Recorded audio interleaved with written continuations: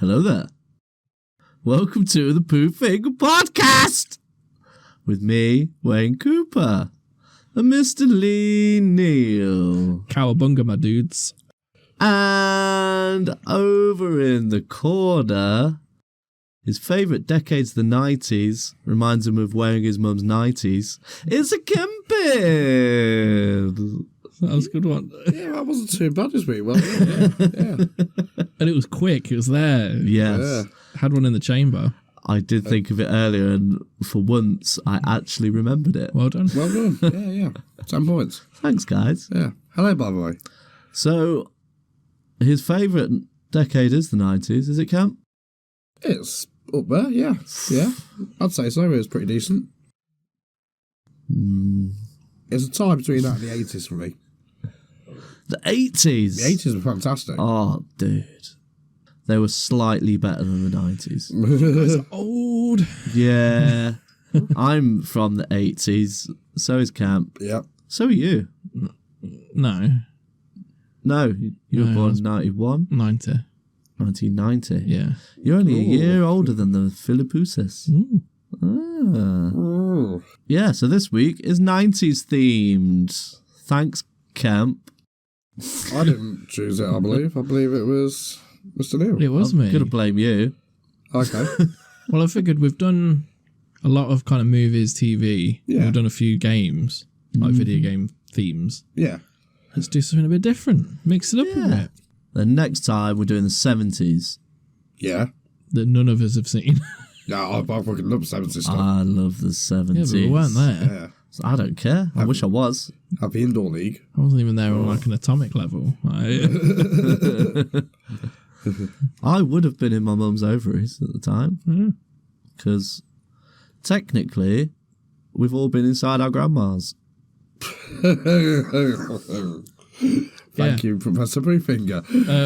Yeah, someone can Google that. I know that is fact, but Female babies develop all of the eggs that they're going to develop over their lifetime while they're in the womb. that is correct. Which means right, I'll follow you. technically, you have been inside your grandma. Oh, I'll follow you. Yeah. So that's probably the only freeway you're ever going to have. Fucking grim that is. The only three-way I'll ever have and never remember. Yeah. So without further ado, let's put on our bucket hats and round rose-coloured glasses and pretend we're Oasis and Rather fucking die. go back to the 90s. Mad for it. Oh, fuck off. Are you ready, kids? Aye, aye, Captain. I can't hear you. Aye, Captain. Whoa! Grey was bold, once she's down to be. Poo Finger Podcast. There's Kemp and there's Wayne and there is Mr. Lee. Poo Finger Podcast. Man, talking nonsense is something you wish. Poo Finger Podcast. Listen right now, they're Kemp talking pish. Poo Finger Podcast. Poo Finger Podcast. Poo Finger Podcast. Poo Finger Podcast. Poo Finger Podcast.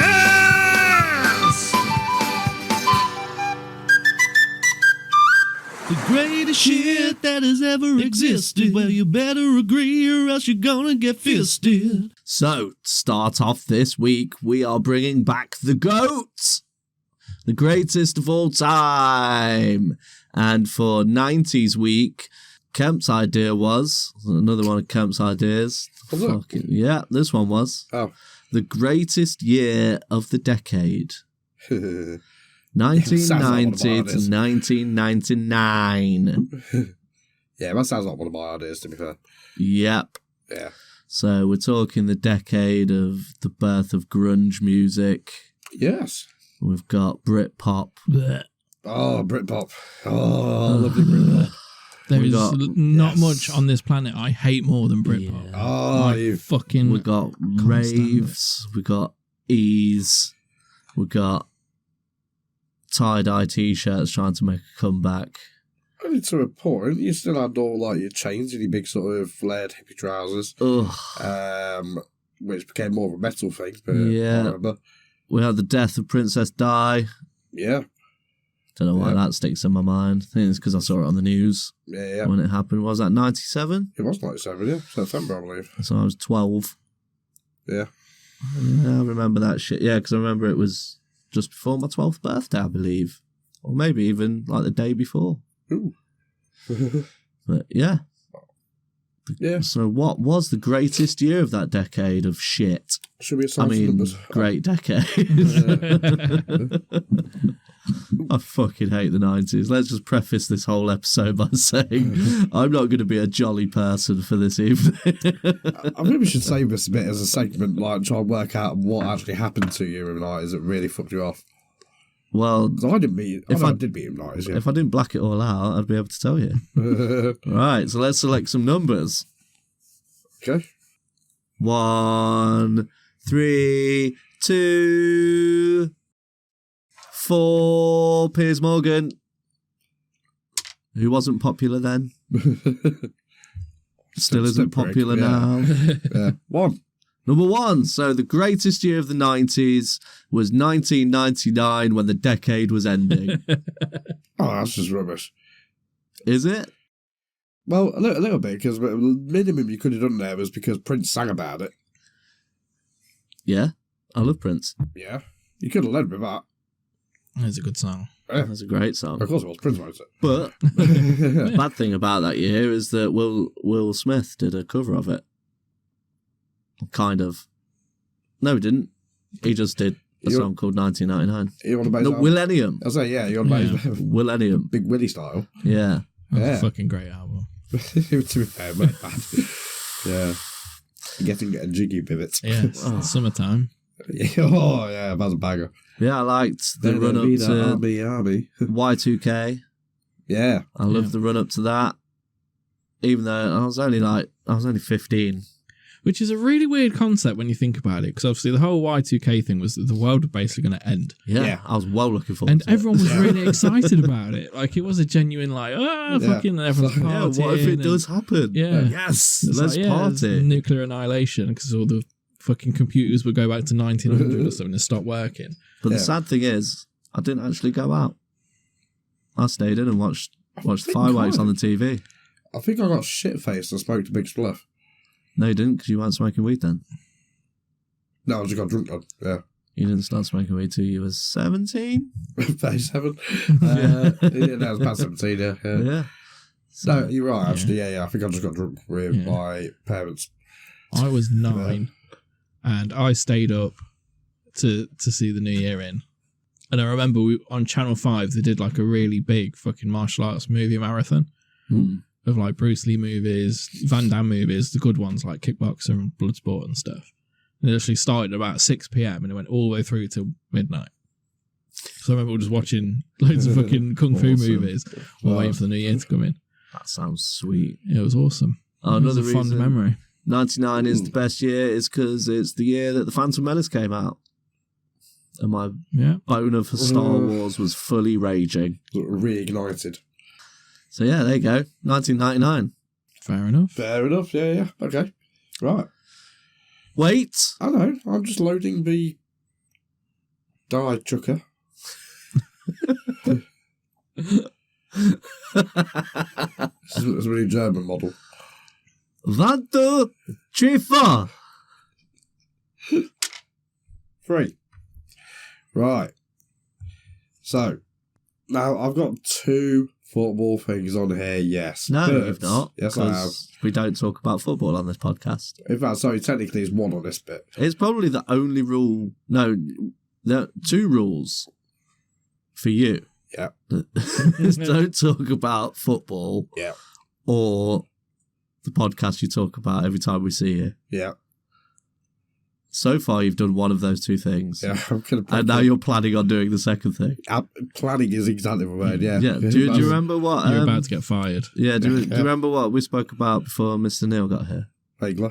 How whenever you say, "Can I do something?" and someone says no, you do it anyway. Because 90% of the time, I'm usually sure that you say no just to be a dick anyway. Most of the time, I do. Oh, there you go. Is then. that- So, And yeah. then Actually, it'd be quite confusing. sometimes I genuinely don't want to hear it, so Yeah. I'll say no. And because I joke so much, you think that See, I'm that's still it. joking. Yeah. And you push on every time. I believe the term, for once quite correctly, is hoisted by your own petard. But you just have to remember, Cam, that no means no. Yeah, I know that. No means no. I don't know in context, but when it's a friendly... I don't really use the term banter, Don't make but me it's get got to be unfriendly. Anyway, right. So, Here's a football-related thing Yeah. that you've just told me not to talk about. yeah, but I'm going to, because it is relevant. It is relevant to this year. And I'm going to get it out of the way very quickly. Okay, I'll give Right. you this one because I know what you're going to say. Because there is also one for what I wrote as well. Okay, well, Yeah. But again, your it's very greatest quick. year is 1996 of the World Cup. It is. Yeah. No, because it's not a World Cup. So, my greatest year of all time is... Is it 1996? It is. Would Right, you believe? okay. Well done, you. Fucking hell. Yeah. I'm a mind reader. Obviously, Euro 96 played a big part. It was a great tournament. That was it, Euro 96. Yeah, many memorable moments. And also, it's probably the last time, barring that very recently in football, where the nation actually felt together at once. We weren't being cunts to each other. I watched it, that semi-final between England and Germany Yeah, see, there you go. that ended on penalties and Yeah. Gareth Southgate crying. Yeah, absolutely. Yeah. I fucking hate football, but I watched it Yeah. and I remember it because I was 11 And there's David Seaman on the team. Yeah. David Seaman, my Yeah. man, Yeah, that glorious moustache, saving goals left, right and centre. Apart from the penalties, I'm assuming. Apart from the penalties, yeah, he let one in and I wanted to cry for him. But it was the only time football was permitted in my household. And that was because my mum argued with my dad because she wanted to watch it. Oh, you got to watch it. It's historical. Yeah, but the nation was watching it. But anyway, Only time I wasn't. I've ever watched a full football game. oh, anyway, that's it for football in this one. Good, thank you. Get that done out of the way. Right. Sorry I could relate to it. Other things that happened this year. Oh, fuck, I've just noticed one very quick more football thing on this one. But whatever. So, other things happened this year. You had Dolly the Sheep. Take That split up. Charles and Diana got divorced. Man United do the double. Spice Girls came to be. The Simpsons was aired on BBC One for the first time. Up to the Channel 4. Yes, Corella. Mm. It's an interesting one. More than 4% of the UK had internet access. Wow. We did. Yeah. Yeah. I think we got it about 98, maybe. I think, more 98, Sky. 99. We've got internet, dial-up internet. Yeah, NTL. See, we didn't get that until 2000 because when I went to high school, they were like, you need a computer. Yeah. So mum was like, shit, I gotta buy a computer now. Yeah. We didn't have that in high school. We just had, we have 2 computer rooms that you could use. Yeah. They all do the same thing. There's Yeah, I nothing mean, you can do half on of the them. computing we did at our school was on Macs as well, which was weird. Especially for That is early weird. 2000s, because it was the massive blocky ones where it was just the screen Yeah. and it was see-through at the back and there were different colours. Yeah. Oh, Different colour cool. see-through. Yeah, the old ones. Yeah. Old Yeah, school. fucking no one bought a Mac back then. What else we got? Tom Holland was born. Tom Holland. Tom Holland, shout out. Spooderman. Yeah. Spiderman. Lewis Capaldi was also born. Would you believe? He's a funny guy. He Yeah. is fucking hilarious. Yeah. His songs are alright. Yeah, he's got a great voice. I'd love to hear him with a Amazing rock band. voice. Yeah, I would. I'd love to hear him do some up tempo stuff Yeah. and give it some. But no, like, I don't know. Get him on stage with like the Foo Fighters. I think it'd sound wicked. Yeah, he's got such a good voice. Mm. Amy watches bits when he comes on, and I won't switch him off because he's fucking hilarious. Yeah. Like when On he's his not singing. interviews. Yeah, and He's in his fucking brilliant. TikToks and stuff. Like, have you seen the one where he blocks his hotel toilet in New York? Yeah. And he's got to go find a store that sells plungers so he can unblock his hotel toilet because he took a massive shit and clogged it up. One of my favourite ones of his is when he's going to go buy a Nintendo Switch. Don't you see that one? He's there fucking psyching himself up, and then he's like, yeah, I'm going to go and buy a fucking Switch. I'm going to go in there like, oi, I want a fucking Switch. And all the fucking games, and it's all like, yeah, like, and then it films him going into the store. It's like, oh, hi, can I have a Nintendo Switch, please? Yeah, we're married, right? Yeah. Thank you so much. And he walks out. He's like, yeah, got a fucking Switch. And have you seen him on like Graham Norton and stuff? He's got Jim Carrey cracking up. Yeah, with sat everything next he's to saying. Jim Carrey, and he's just gold. Yeah, he's Like, brilliant. and that voice is incredible. Like, I've seen some of the stuff like Because he's got documentaries, isn't he, on Netflix, I think. Yeah, I haven't one of seen it them. though. When Amy was watching it, I was like dipping in and out. I was doing my editing, and like, I was Isn't like, it more about his Tourette's and stuff like that? yeah, it's also like to do with his tics and like his anxiety issues. But like they had bits of him like Skype calling like managers and producers and stuff, and going, right, I've got an idea for this song, and like he'll just play something and sing it, and it sounds fucking incredible. And they're like, yeah, oh, there, that sounds great. Yeah, it's nearly there. It's nearly there. He's like, yeah, nearly there. I'm thinking, that sounds great as it is. Just fucking record what he just did and release that, and it will fucking sell 1 million copies. Yeah. Like, he's got the golden touch, but he's a bit of a messed up guy. Yeah. Like, I hope he does all right. I know he He's fucking suffers a lot hilarious. with imposter syndrome, doesn't he? Yeah, big time. Like, that's like the That's main why he had cause a of his massive, tics. yeah, and why he had such a big break between like his first album. Yeah, because he's like, I don't deserve all this. Yeah. Like, it's just a guy in a tracksuit, just like some Scottish guy. Yeah. Yeah, and he's just like, what am I doing? Yeah. Talking to these people that are world famous. Yeah. It's like, now I'm world famous. Yeah. Like, it's not me. And how he sold out Wembley before he even released his album. Yeah. But That's fucking wild, isn't it? He'll jump That's a on bit the mad. phone. Like, if he's starting having panic attacks, he phones his mum, like, wherever he is in the world at whatever time. Yeah. And she's the only one that can talk him down from his panic attacks. And like, it takes like 2 or 3 hours to like calm him down, and then he'll like go, right, yeah, okay, right, I can do this. So it's sad, but it's sad that he feels that way, but he fucking deserves it. He's fucking brilliant. Yeah. Deserves the success that he's having. Definitely. Yeah. Yeah, oh yeah. It doesn't deserve being mentally ill. No one deserves that. So, last couple of minutes of 1996. Still, come on then, football. No, it was no more football. You sure? Yeah. Okay, Yeah. go on then. So, some of the films you had were Independence Day, Space Jam, Train Spotted. It's one of my favourite films of all time. I've never watched that. Maybe not. No. Yeah, great film. Not as good as everyone makes out. I've seen the toilet scene. Oh, yeah. I've seen Seen the baby on the ceiling scene. Yeah. Dead baby scene. Yeah, Gross. that's fucking Pretty fucked up. Yeah. Uncalled for. The book's really good because the book is written in Glaswegian. So it's Oh, wow. really awkward to understanding for a yeah. few places. Fuck that. No, it's quite good, because once you get me dialect now, it's anyway, last couple of things. Train Spotting, Mission Impossible, first one, happens in 1996. Oh, I loved that movie when It's it a good came out. movie. Yep. Another reason it's a great year is because the Tories lost the election in a massive landslide victory to Labour. Awesome. To Tony Blair. Yeah, that's not a personal So, thing for me. lost to another We Tory. don't talk about that bit. We just talk about the titles. Yeah, Like, Right, yeah. just about the Tories lost. That's the main thing. we don't talk about the Tory in disguise. Yeah. Yeah. The Red Tories. And there's a little sad note just to end this one on. A little sad note. Mad Jack Churchill died. You ever heard of Mad Jack Churchill? Nope. He is possibly the greatest ever living Englishman. He lived for war. This guy that ran into the war in the Second World War with a kilt and a broadsword. Yeah, him. In his bagpipes. And, he got captured, but he just murdered his way out and stuff like that. I think I've heard you talk about this one. We could do a whole episode on him. He is fantastic. And yeah, he's That's the Kemp Solo episode. Yeah, Kemp Solo History Podcast. Listen out. Yeah. But yeah, so I'll start again. 1996 was the greatest year of all time. Interesting. Okay.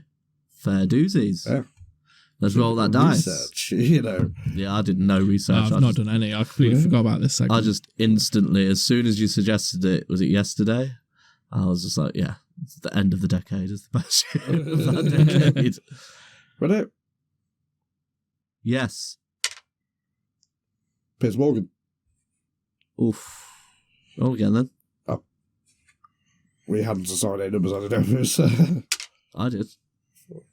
3. Mr. Neal, This is me. this is you. Hi. Just say 91. I'm not going to say no. Why would I say 91? You were born. I wasn't born in 91. Just say 1990. No, so yeah. I mean, technically that is the best year because that's when I graced this earth. Exactly. But no, I'm going with 1998. Ooh. Ooh. For me, that's probably one of the fondest years I remember of the 90s.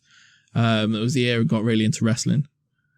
Saturday mornings. Saturday mornings, but also Friday night. I think it's about 7 p.m. on Sky Sports 1. They show Raw, Monday Night Raw, and peak of the Attitude Era. So you had Stone Cold fucking Rock killing everyone. The Rock.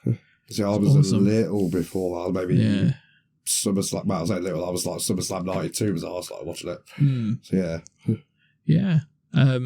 So that's like a really big moment for me, and it was really good year for wrestling. Although when you look back now, it's a bit problematic. Questionable. Yeah, but the memories, they're good. Movies that come out that year, some good ones. We had Blade.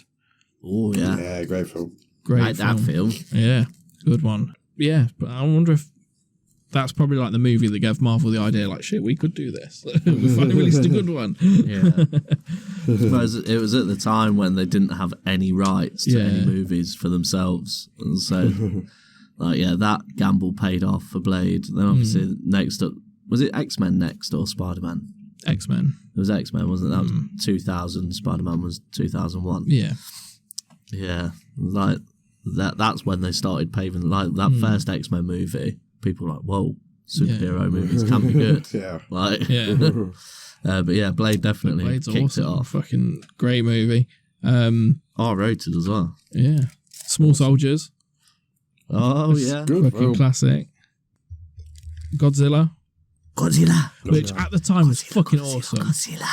It's fucking sucks balls now. The Matthew Broderick one. Yeah, the worm guy. I watched it at the cinema. Yeah, I did. It was awesome. You only ever seen Godzilla's foot until like towards the end. And it's like, oh, there it is. Oh, it's a big lizard. Yeah, big lizard. It doesn't look like Godzilla. No. It's a T-Rex. But yeah, at the time, T-Rex. it was awesome.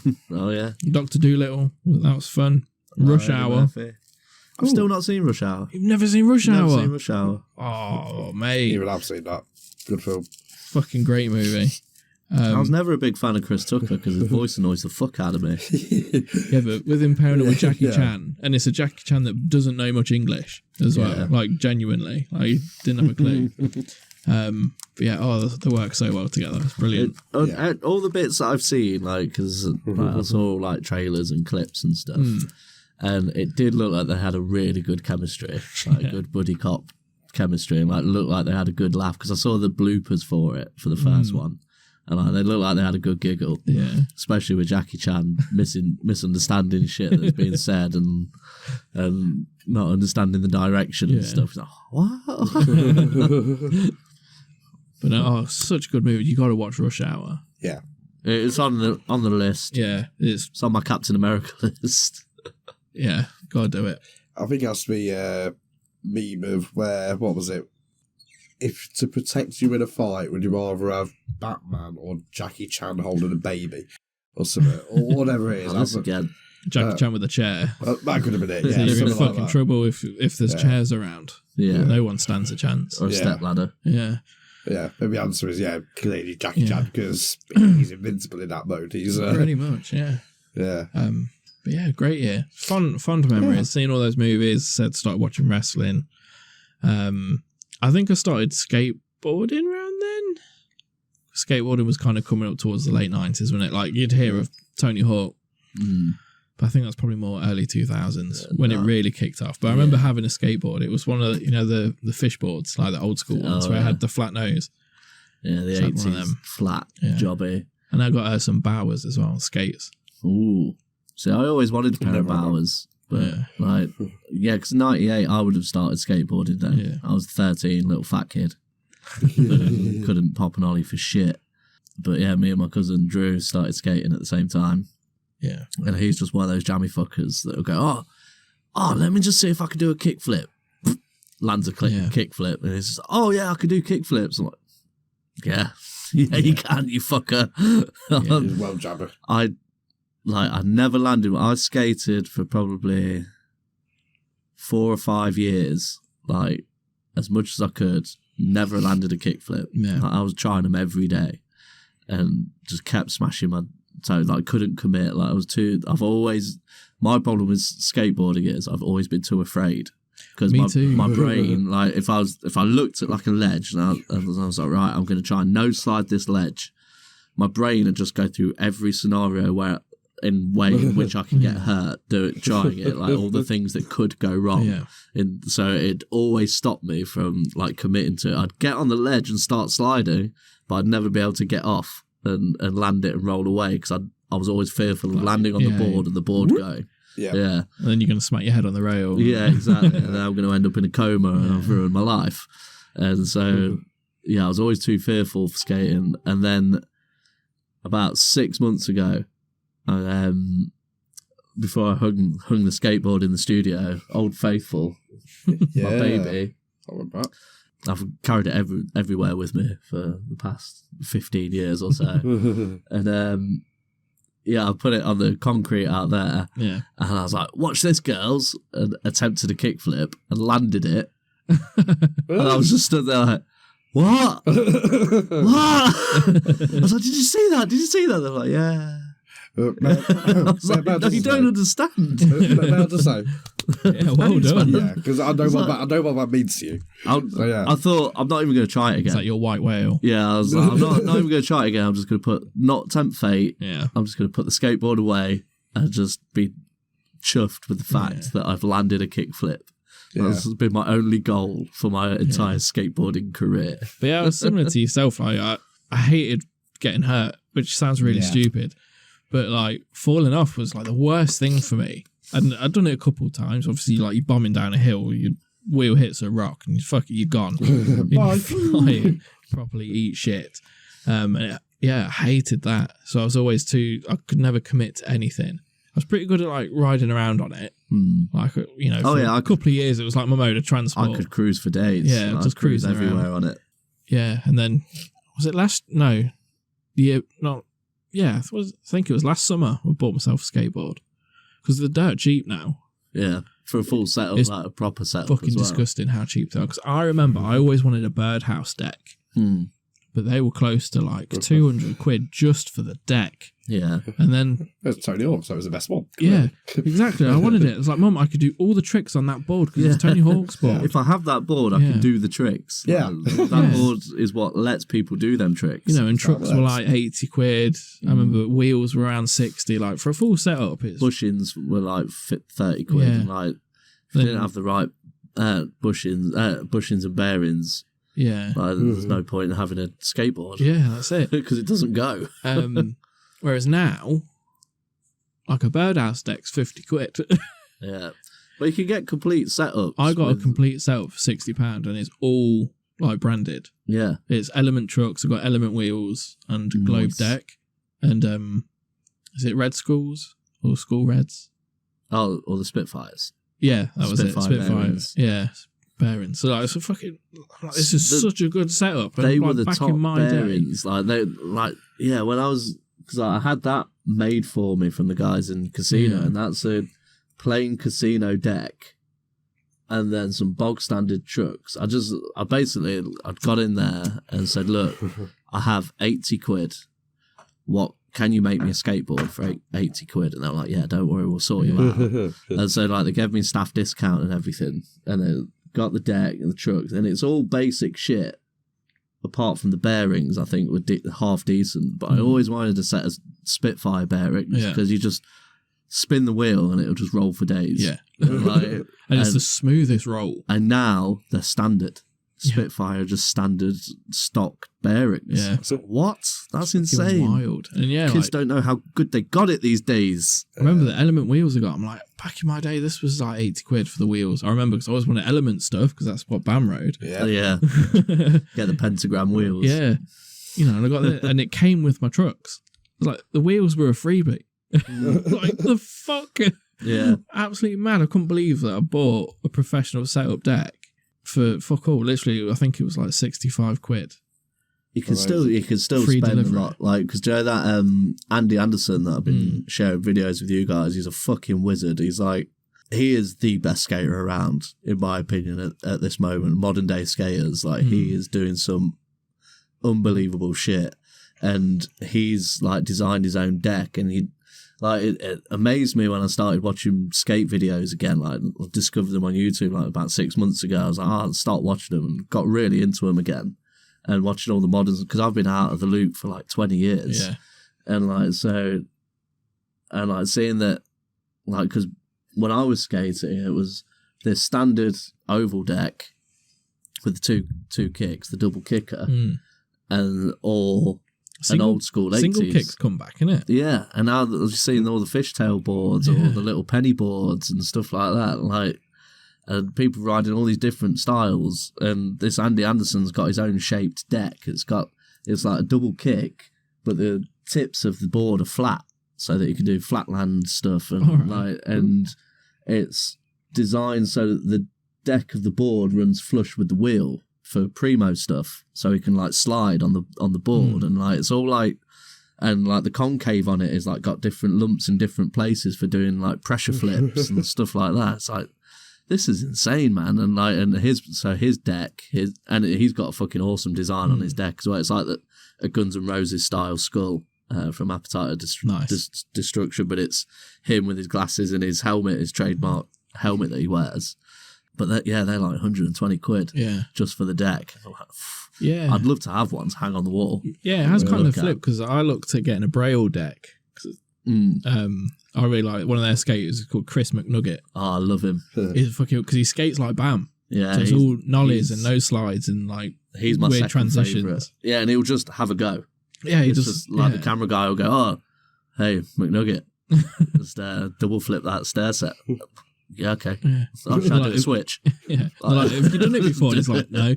And he'll go, oh, yeah, landed that pretty smooth. Or he'll bail and he'll just go, I'll just do it again one more time. And I've got but it'll add 180 to it as well while it does it. He's like, I know what I did wrong that time. I'll just do it again. And they just go around skate parks, like in California and the surrounding areas, like, because they've got loads of public skate parks over there. Yeah. And they'll just go there and like rate all the different obstacles. They'll just skate an obstacle for a little while, like the whole Braille team. But that McNugget's the best. Him and Mowgli. That Mowgli does some fucking crazy shit. I don't particularly like Mowgli himself. I don't like his attitude, because he just seems always pissed off. Yeah. Like, he looks like he's about to fucking nut you, doesn't it? Yeah, like he looks permanently so annoyed. Yeah, like, but he's not. But you can rip, like, he's fucking quality. But that JD, that young lad, he's like 14 and he's insane. Like, he is so good. He did the mega ramp, didn't he? Like, dropped in on the mega ramp. And the whole like team were like, I don't know if you should do that. And his dad's in the back going, no, go for it, do it. Yeah, because his dad's there all the time to supervise. And he's just like, yeah, if you think you can do it, go for it. Like, Bob Burnquist, wasn't it? 25-foot right drop it. Bob Burnquist, back garden, wasn't it? His own vert ramp. Like, do you know the famous video from back in the day of him dropping out of a helicopter? Yeah, it's that ramp. It's in his back garden, and it's fucking huge. Yeah. And like the Braille team went down there because he let him into his back garden for the day. And like everyone was like trying to gear up to drop in on it. It's 25-foot vert, and everyone's like, "Nah, fucking not doing that." And then that fucking young lad is just like, "Yeah, I'll do it." Fucking does it. Jumps the gap. Fucking everything. It's fucking awesome. Yeah. He is really cool. But I really wanted a Chris McNugget deck, because it's like it's the Super Mario Brothers 3 cover. Mario 2, where it's floating in the clouds. Yeah. But it's a little like Nintendo version of him. Yeah. It looks really cool. And I'm like, I'll get that. It was like $180, and then there's like $40 shipping. So that's like, $210. Yeah. In pounds. Cray. Yeah. Yeah. Skateboarding. Tangent. What year did I say? 98. That's what we're doing. Right. Movies, wrestling, skateboarding. And I was 8, which is always a good age to be. Everything's pretty peachy when you're 8. Yeah. It was decent, You bounce well when you're 8. Yeah. It's a good time to start skateboarding. I was very chunky back then. So I should have started at a much earlier age, and I probably would have been good at it. Yeah. If I was a bit more fearless. Yeah. But right, let's assign some numbers. We have done all of our sections. Yeah, we're going to see which one is the actual greatest year. Oh, sorry, of course. Time. It's been a while since we've done Do you remember this segment? Nope. Fuck's sake. Surprised no one said 93, because that's when like Jurassic Park and everything like that come out. First one I ever saw at the cinema. Yeah. It was pretty decent, to be fair. When did Babe come out? That was roughly 96, I think. Sounds about right. Yeah. Yeah. I'm trying to think of what my first experience at the cinema was, because I've seen Jurassic Park at the cinema. Yeah. Yeah. That blew my mind. I'm sure there was something before it. Mine was the And I Flintstones. thought it was Babe. That came out in, Yeah. 1996. Did Yeah. it? Oh, sorry. No. That came out in the other year Hang that on. I've chosen. Anyway, Yeah. 1, 2, 3. 2. 2. Oh, fuck's sake. So 1998. Yeah. Oh, yeah. Sorry, I thought it was Camp. No. Sorry for my disappointment. 98. Good year. 98, I was yeah. 8. Good year, Blimp. Yeah. Fond Yeah. memories of Yes. 98 as a wee nipper, young teen I was, Yeah. 1998. We salute you. Well done. as AC/DC once said. Did they? No, they said rock and roll. Oh. We salute you. Okay. Well, what was your favourite year of the 90s? Should we do a quick vote? I'll see which Go one on. was the worst year of the 90s. Got him. Okay, I'll go first. Yeah. 1990, Right. because it was the start of the 90s. Okay. Okay, Mr. Neal, you go second. I'll go with 1996 because of all the football. Good shout, good shout. Kev? Oh, Kev's got Sorry. a fucking article to read. Mine was 1994 because only football thing on here. I told him it was one on each. There's a shit World Cup in a country that doesn't understand the game. Channel Tunnel was completed, so you know, Out of interest, what country was it? USA. Ah, okay. Yeah. Fair enough. But for penalties, they were still taking them from the halfway line and you had to dribble up and try and round the keeper Yeah. and score. It's fucking bullshit. Because of Ted Lasso, I do understand that Americans don't understand football. Yeah, you're exactly right. Guys, 27% of our listener base is based in the USA. Yeah. Let's not mock them. Yeah, but to be fair, I They've think got that, much more important things to think I about. like American people. and when we say Apart from the football, shooty obviously, ones. we are referring to soccer. Oh, that's a good point. Yeah, soccer. Yeah, Sorry. yeah. Yeah. Anyway, Channel Tunnel was completed, so that was a bit annoying, you know, getting the French a bit closer. It's so That's the standard. racist, man. It's not racist, it's more xenophobic. There's nothing wrong with French Yeah. people. They just smell funny. Yeah, well, And Very speak rude. funny. They are very So rude. have you ever been to France? Yeah. Yeah, now that you mention it, yeah, France, They're even it's a they're shithole. incredibly rude even in Disneyland. And you think like that's the place where you got to be nice yeah. I've because been, that's part of the job description, isn't I've it? been Like, to Paris and I did not like it. No. That was in 98. What My else first we got? trip abroad. Went with my Auntie Anne.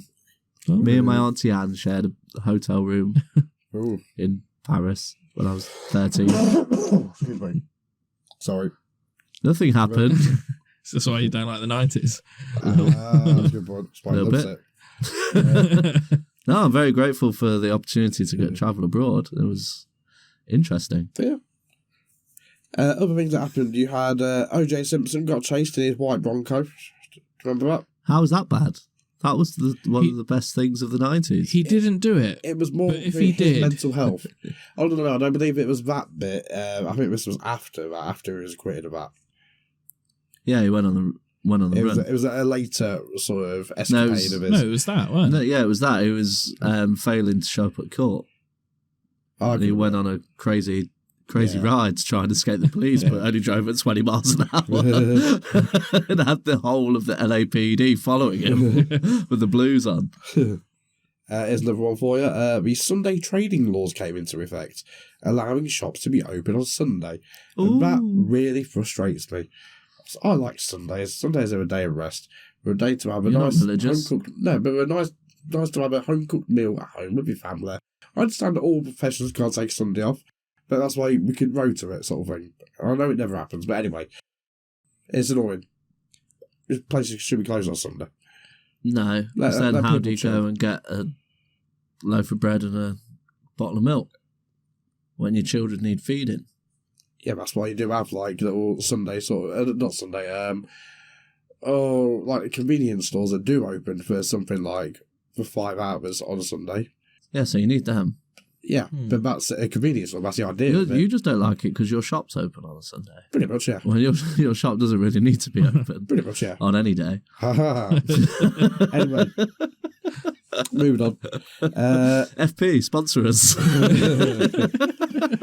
Ayrton Senna died. Who? Ayrton Senna. Who? You know who Ayrton Senna is, you muppet. Yeah, he lost Race his head. car, man. Yeah. I know. Because do you know what? Something spooky happened actually, talking about that Ayrton Senna crash. Famously, he was in a red Ferrari and he died. Yes. Right. I had a Scale Electrics track. A white Marlboro, I think. It was a Ferrari, but it was partially white as well. Anyway, carry on. It was red. Yeah. Carry on. Well, it was afterwards anyway. But, I had a Scale Electrics track that had a Nigel Mansell Castrol GTX Formula 1 car. It's a moustache thing, isn't it? Yeah. Yeah, I do love a moustache. And I also had the Ayrton Senna Ferrari. Oh. Right. And after he died, so this was after he died, I was playing with my Scale Electrics and it had been on the news that he died. I was playing Scale Electrics with my bro Jamie. And I was Ayrton Senna. Yeah. I gave it too much gas around the bend. Yeah. Flipped the car, and his head came off. So I shouldn't have allowed. That's a true story. For a record, no, Senna's head didn't come off. But one thing that was interesting about Well, no, his head did come off, but it was my Ayrton Senna's Oh, head yeah, that sorry, came off. I believe that. Yeah. So what I said was actually factually true. Yeah. Yeah. Oh, I believe that, yeah. But no, what actually happened though, at that particular corner, the day before, there was something like like Formula 3 or whatever it is race, or whatever they have. And there was a driver that crashed on there, and it was an Austrian lad. Senna decided the following day, the day of his race, to drive with a Austrian flag under him, so when he finishes the race, he can hold up a flag as a sign for the lad, basically. Because he died. The other guy died. I think he died, if I remember rightly, yeah. Right. Or he was in a coma, they died afterwards, or something like that. Right. But anyway, yeah, so then unfortunately, Senna crashed on that exact same corner. Yeah. Mm. Yeah. And so that was sad. Ironically, wasn't the crash that killed him. The flag wrapped around his throat, Final Destination style, and strangled him to death, and his head came off. Yeah, why not? Let's go with that, yeah. Right, last couple of bits. Kurt Cobain died. Sorry, Daisy just needs a bot back. That's cool. Sorry, yeah, quickly. Yeah, I'm right at the end anyway. Quick. Yeah, so, yeah, Kurt Cobain died. Oh, well. Sad times. I believe it was 94 when Clinton got a blower. Pass. No idea. I know it I was think it was somewhere later like than that. Anyway, and last one. This is the annoying bit because there were loads of good films this year, but here's a 7, sorry. Forrest Gump, my favourite film of all time. Great film. Shawshank Redemption. Great film. Great film. Lion King. Great film. Amazing film. Dumb and Dumber. Great film. Great film. Oh, brilliant film. The Mask. Great film. Yeah, almost as good film. Flintstones. Yeah, well, yeah, nostalgia. Yeah, only because you mentioned it earlier. Speed. Great film. Great film. Pulp Fiction. Great film. That's all I've got there. Awesome. And it's really annoying because if I want to get rid of 1994, I've got to get rid of my favourite film of all time. Well, let's roll the dice and see if it gets gone. Well, you still got... Someone else still got to choose that worst year? No? You chose one, didn't you, Mr. Neal? Yeah, 96, because of all the football. Oh, yeah, okay. Yeah. Right. We were quick. Okay, fair enough. Fair enough. Yeah. 2. Hey, 96 'cause of football. Yeah. Get fucked. Football. Yeah. Soccer. That memory of having to watch it in school is now erased. Hey. They literally cancelled the classes in primary school and sat us all in the hall to watch it. Gross. Sitting on the hard floor. And I'm like, I don't want to watch this. I'd rather be doing maths. So there you go. Greatest and worst years of all time. What was your worst year of all time? Get in touch. Let us know. Bye. Top, tippity top. It's a tippity top 3. Top 3. Tippity top 3 bands of the 90s. Yeah. I might have to change one of mine because I don't think they were from the 90s. Well, some of mine technically aren't, but are technically. I will accept if they're more known in the 90s. If they've released stuff in the 90s. Oh, okay. So let's say you've got The Who, who were like 1974, but then they just so happened to release a remaster of one of their famous albums in 1995. No. New material and tours in that decade. That's just going to be one of your favourite bands, though. It's going to be a band that started in the 90s. Oh, now you're getting technical. Now we're fucking on the spot. I thought that would have been Decide general. to fucking move the goalposts on me, man. I thought that would have been general consensus. I was kind of saying, like, you know, if they're more well known for the 90s.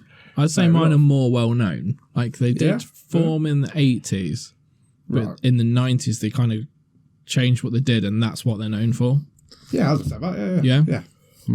Okay, I'm gonna have to do a little bit. Like it was a complete change. Yeah, that's fair. Yeah, I'll accept that. Yeah. Because it's like ABBA, for example. 70s ABBA's different from 80s ABBA. Okay, I'm looking. Because I mean, come on, guys.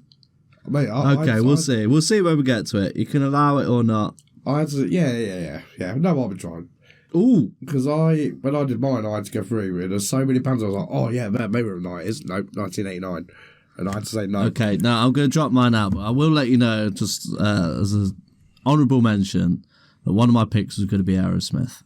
That's because of some of their 90s albums, even though they're highly regarded as their worst albums. But they did have a resurgence, didn't they, when they did like Armageddon? Yeah, that's what I was going to talk about, was 9 Lives, which is when they did I Don't Want to Miss a Thing, and it was their first ever number one. Yeah. First and only number one for Aerosmith was I Don't Want to Miss a Thing. So shout out to Aerosmith, but I've switched them out for someone adequate. Okay, right. So let's assign some numbers. Right. Oh yeah, that's me. 1, 2, 3. Hey. I love the fact you still points after all these years. 2. All these years. We've not even been going a year yet. Mr. Neal! Me! So, yeah, I'm glad I don't have to change my list. Me. Going from I've just had discussion. So coming at number 3 for me is Skunk Anansie. Yeah, good shout. Fucking great. Yeah. Personally think their first album is the best. Yeah. Which is Paranoid as Sunburnt from 1995. Yeah, great band. Fucking proper wicked songs. Yeah. I'm not going to lie to you. My favourite Skunk Anansie album would be the best of Skunk Anansie.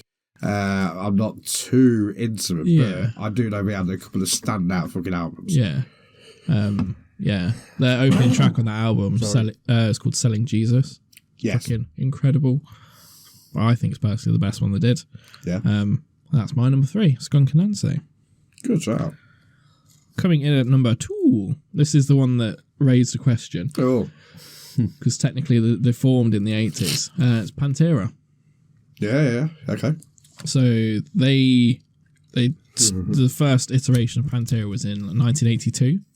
Ooh. Yeah. But up until the 90s, they were a glam metal band. So they were like Motley Crue, Bon Jovi, Hair metal. And just picture now Dimebag Darrell and Vinnie Paul wearing spandex and makeup. It's not a pretty sight. But in the 90s, they changed to like thrash and like that kind of groove, and they made like groove metal pretty much. Yeah. Felt like Cowboys and Bell and Walk and all that sort of stuff. Yeah. Full good display of power, stuff like that. Yes, that's the one. That's what they're known for. That's the no one remembers 80s hair metal Pantera. Everyone remembers 90s thrash. I didn't even know that was a thing that they were. I thought it was always just Pantera as I knew it from the 90s. You know, I never knew it being glam metal stuff. Yeah, no, it's not good. We don't talk about that. Yeah, because it's like Kiss's disco years. Yeah, it's a bit similar to that. Because it's funny that he moans about playing that song now. Yeah, he was the one that pushed for it. So yeah, Pantera. Yeah, good And shout. then my number 1, and anyone that knows me knows that this is my number 1 because it's my all-time number 1, and that is him. I'm from Finland. We formed in 1994 originally. Well, no, 91. Then they split, and then 94, then 95. Yeah. But they released their first album Greatest Love Songs, Volume 666 in 1997. Fucking great album. Tell you what I loved. Did you ever have the box set of the B-sides that Kemp had that I stole? Oh, that's my man. Oh, no, I didn't steal it. I gave it back to you. Oh, I've still got it. Yeah, it's but wicked. it had like it was all the EPs, wasn't it? Yeah, so it was all their singles in like almost paperback. Like there was like paper cases. Yeah. It was like 5 discs, wasn't it, or something? No, there's like 12. Like, yeah. I think it's like 16, 17. They had a load of acoustic versions of stuff. Acoustics, orchestral versions, and there was a few that had like a bunch of live tracks. Yeah. And covers and stuff. Like I really liked that box set. That was really cool. That box set was awesome. Yeah. That was in the early 2000s because that was after they released Deep Shadows. And brilliant highlights. Yes. There it is. God, fucking such a good album. First band I saw live, I believe. And a great band to see live. When me and you went and saw him at Rock City. It's like a religious experience. We smoked loads of hash. Yeah, I love it. Fucking blazed, and we were stood on that podium, and he was chain smoking cigarettes all the way through on stage. I'm saying it's a Finnish tradition to light up a new cigarette at the start and end of every song. Yeah, I was like, the ironic thing is I'm asthmatic. Yeah. But if you actually watched, he only takes like 2 drags before he has to sing. And by the end of the song, his cigarette's burnt down, so he has to start a new one. So actually, by the end of the show, he's probably only had about 1 or 2. Yeah. Like, and then when the smoking band came in, he'd let the band do an instrumental halfway through the set, and he'd just like dip off stage for 10 minutes. You know he's out having a smoke, and he comes back on. He's in the bogs. Yeah. I get that if you're doing like 3-hour sets, but if you're only playing for an hour, like that's a bit uncalled for, a bit out of order. No, it's a cool band. It's just fucking the best. They are a great band. Oh, the best. I love his voice as well. Yeah. Such a great. And his new album is fucking phenomenal. In Alpha State, I tried to model my voice on his a bit with Flying High. Yeah. Like with a deep, like, I just loved and his the voice. breaths. Because it's very breathy. Like, Yeah. you hear all the... yeah. Oh, you turned him on a bit. Yeah, sorry, I was just ejaculating. I wasn't doing an impression. Oh, okay. Yeah. But Sorry. I used hymn songs to show my daughter how to breathe when she sings. Because she'd forget to breathe. And she's singing and singing and she's just completely run out of steam. But obviously all that's edited out in modern songs. So she's trying to sing Little Mix or whatever. And it's all edited out so it sounds like one big breath and she's fucking struggling. I'm like, no, you got to breathe in certain parts. She's like, what do you mean? And then I showed her that. I was like, listen. And you can hear him, all the breaths in. I was like, it's in between stuff. Like, okay. Yeah, It does make it more authentic when you keep all that stuff in. Yeah. It's like all this manufactured pop stuff. It's like it just sounds like it's been done on a computer because there's no natural sounds in it. Like it's all like if any note is off, it's auto-tuned. Yeah. Like it's crazy. Yeah. But yeah, him. Yeah, very good show. Cool. Yeah. Good top 3. Yeah. Apart from the first one. I thought Skunk and Nancy was dog shit. Well, you need to stop that moving that mic, man. When people are talking. You do it all the time. Sorry, I didn't know it would affect it that much. It really does. I didn't know, sorry. When I'm editing, is like probably 4 or 5 times an episode. You move that about, and whoever's talking, it's just like.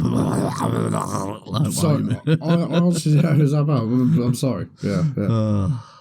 Camping.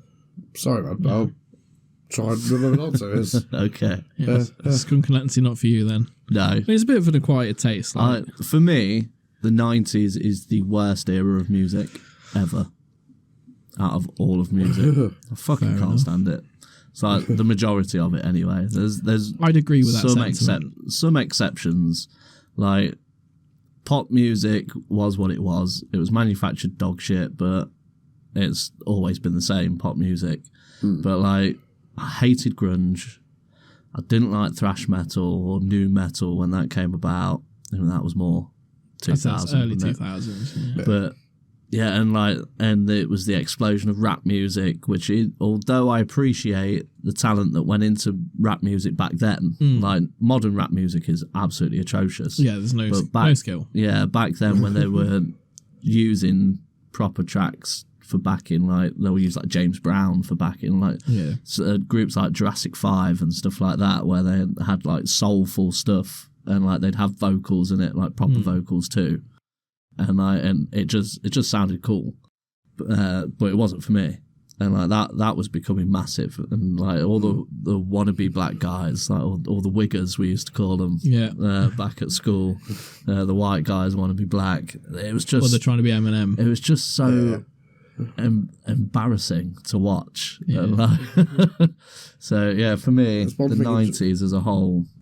Yeah. For me, it's mostly the music that lets it down. For me, and the fashion. I fucking hate the fashion, but. Yeah, the fashion's kind of crap. Grunge, I didn't like when I first got into music and rock music and stuff. I didn't like grunge, but as I've got older, I guess. So did your hormones kick in? Yeah, so I kind of get it now. Yeah. And yeah, some of it's really good. Like I never really liked Alice in Chains until like 5 years ago. Yeah. Always like Man in the Box because that's a fucking tune.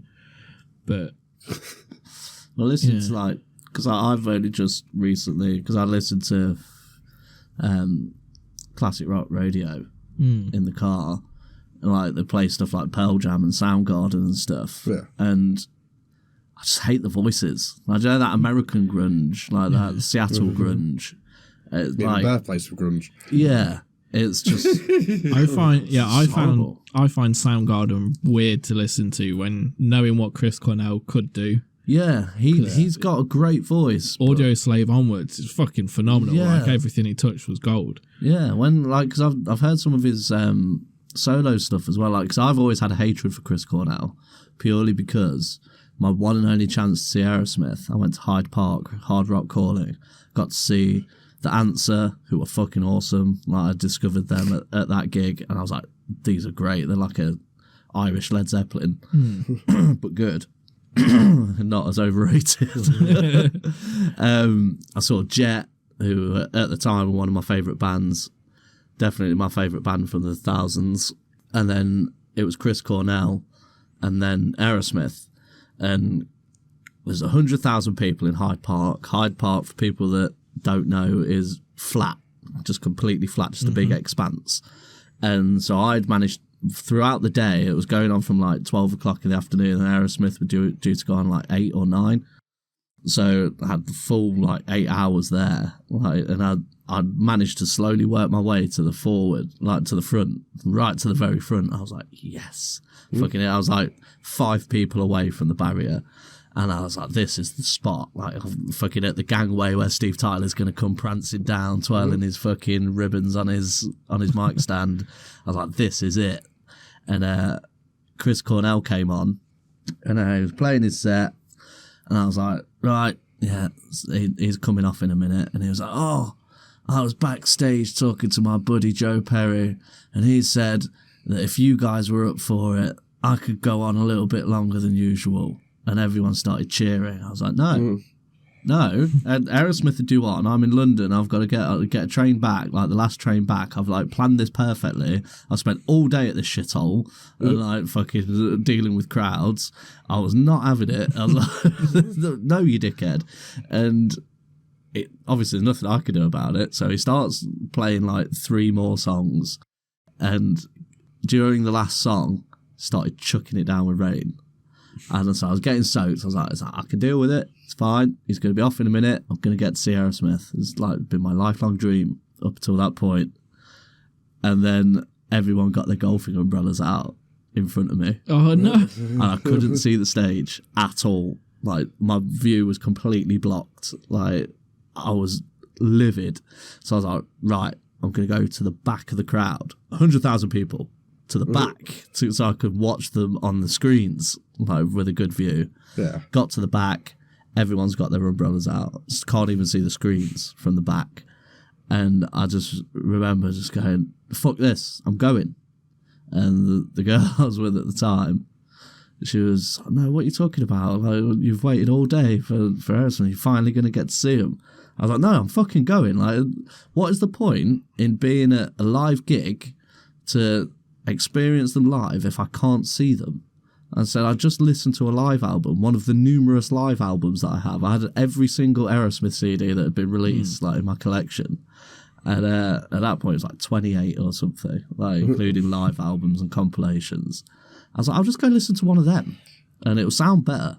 Like, I just wanted to see them, and so I started walking out. I stormed out like a little baby. And then just as I was getting down the side of the crowd towards the exit, they came on and they were playing Love in an Elevator. They came on and started with that, and I started crying like a little baby. Oh, right. And I was like, the ex was like, "Oh, what's the matter with you?" I was like, "You don't understand how much this fucking gig meant to me, and to have to make the choice to fucking leave is like horrible. It's heartbreaking."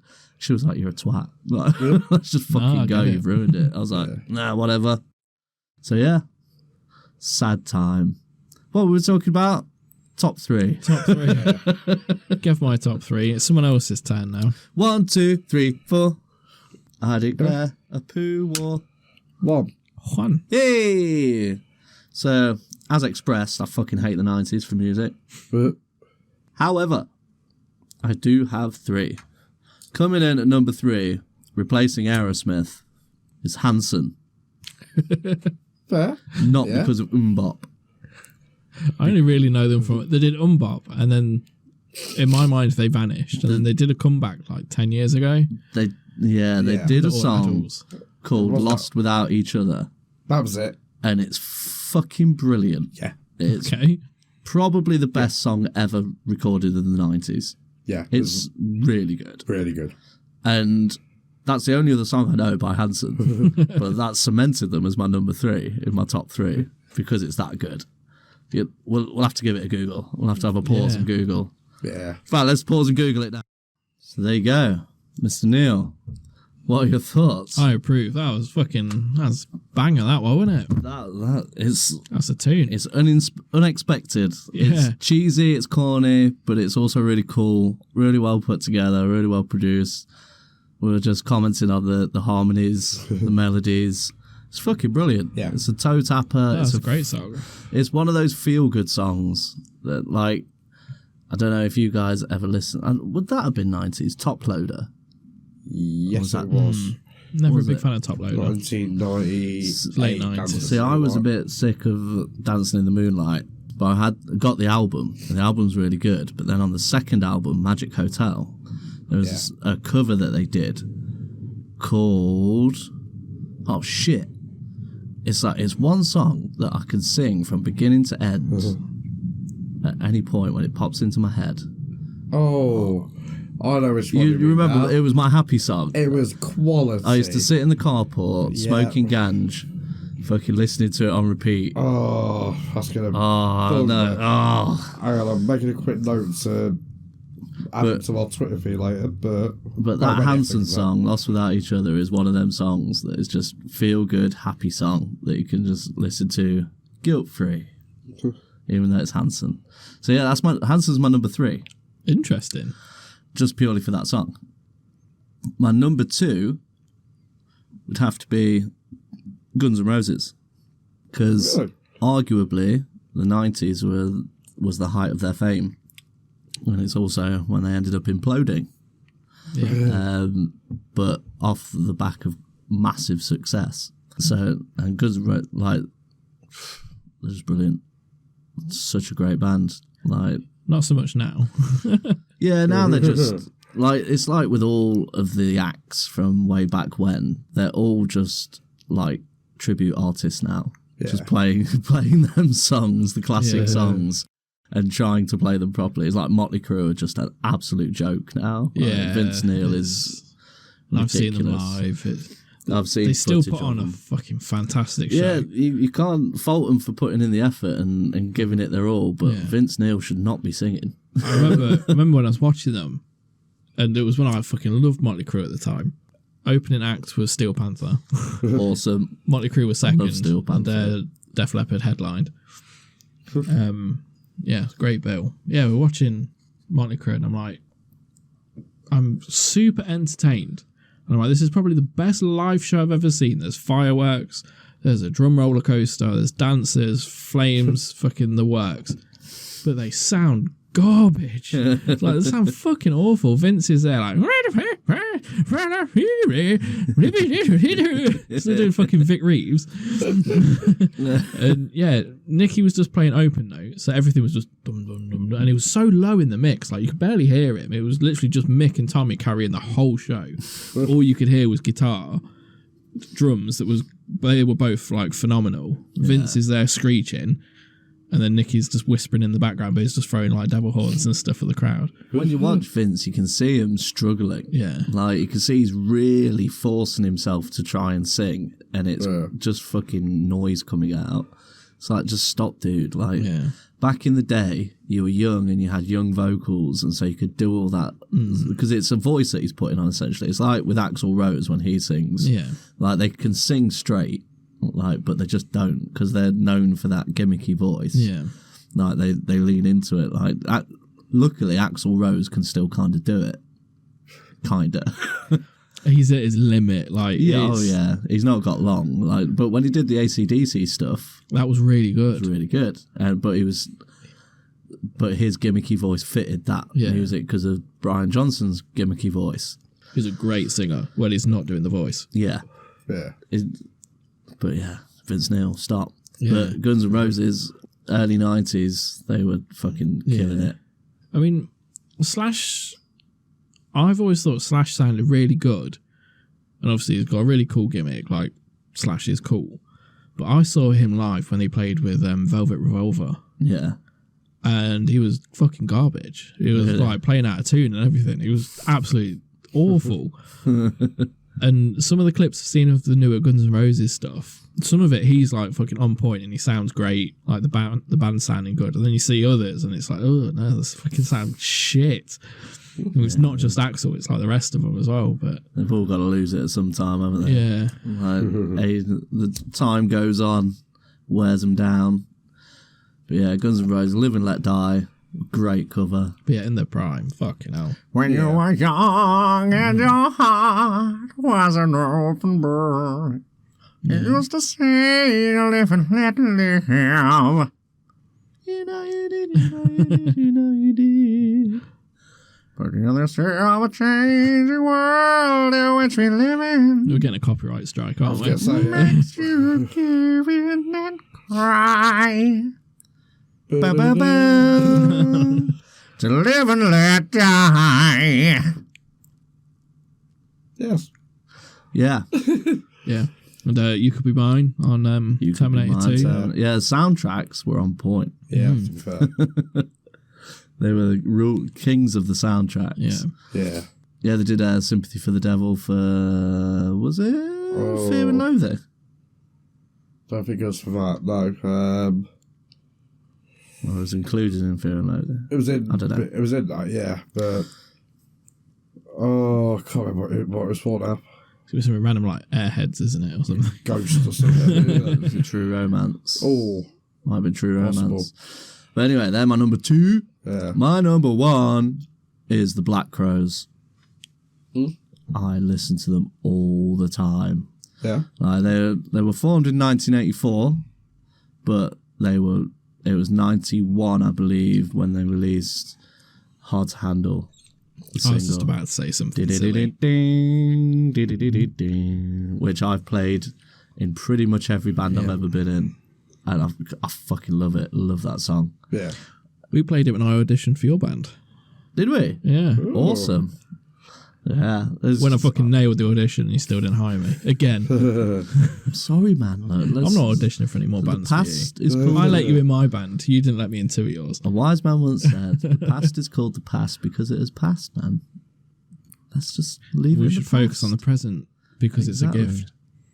That wise man was Paul Stanley from Kiss, by the way. Oh. He does have some really good quotes. He's a fucking philosophical dude. Yes. But yeah, very questionable business ethics, but yeah, the Black Crowes. That I was just about to get confused with the Counting Crows. No. Very different band. Me and Mr. Jones, yeah. Black Crowes are like a blues rock band. They did Hard to Handle, which was very funky and upbeat. But yeah, like they past probably 5 years or so, I started listening to them. I was like, these are fucking brilliant. Like listening to all the back catalogue of stuff.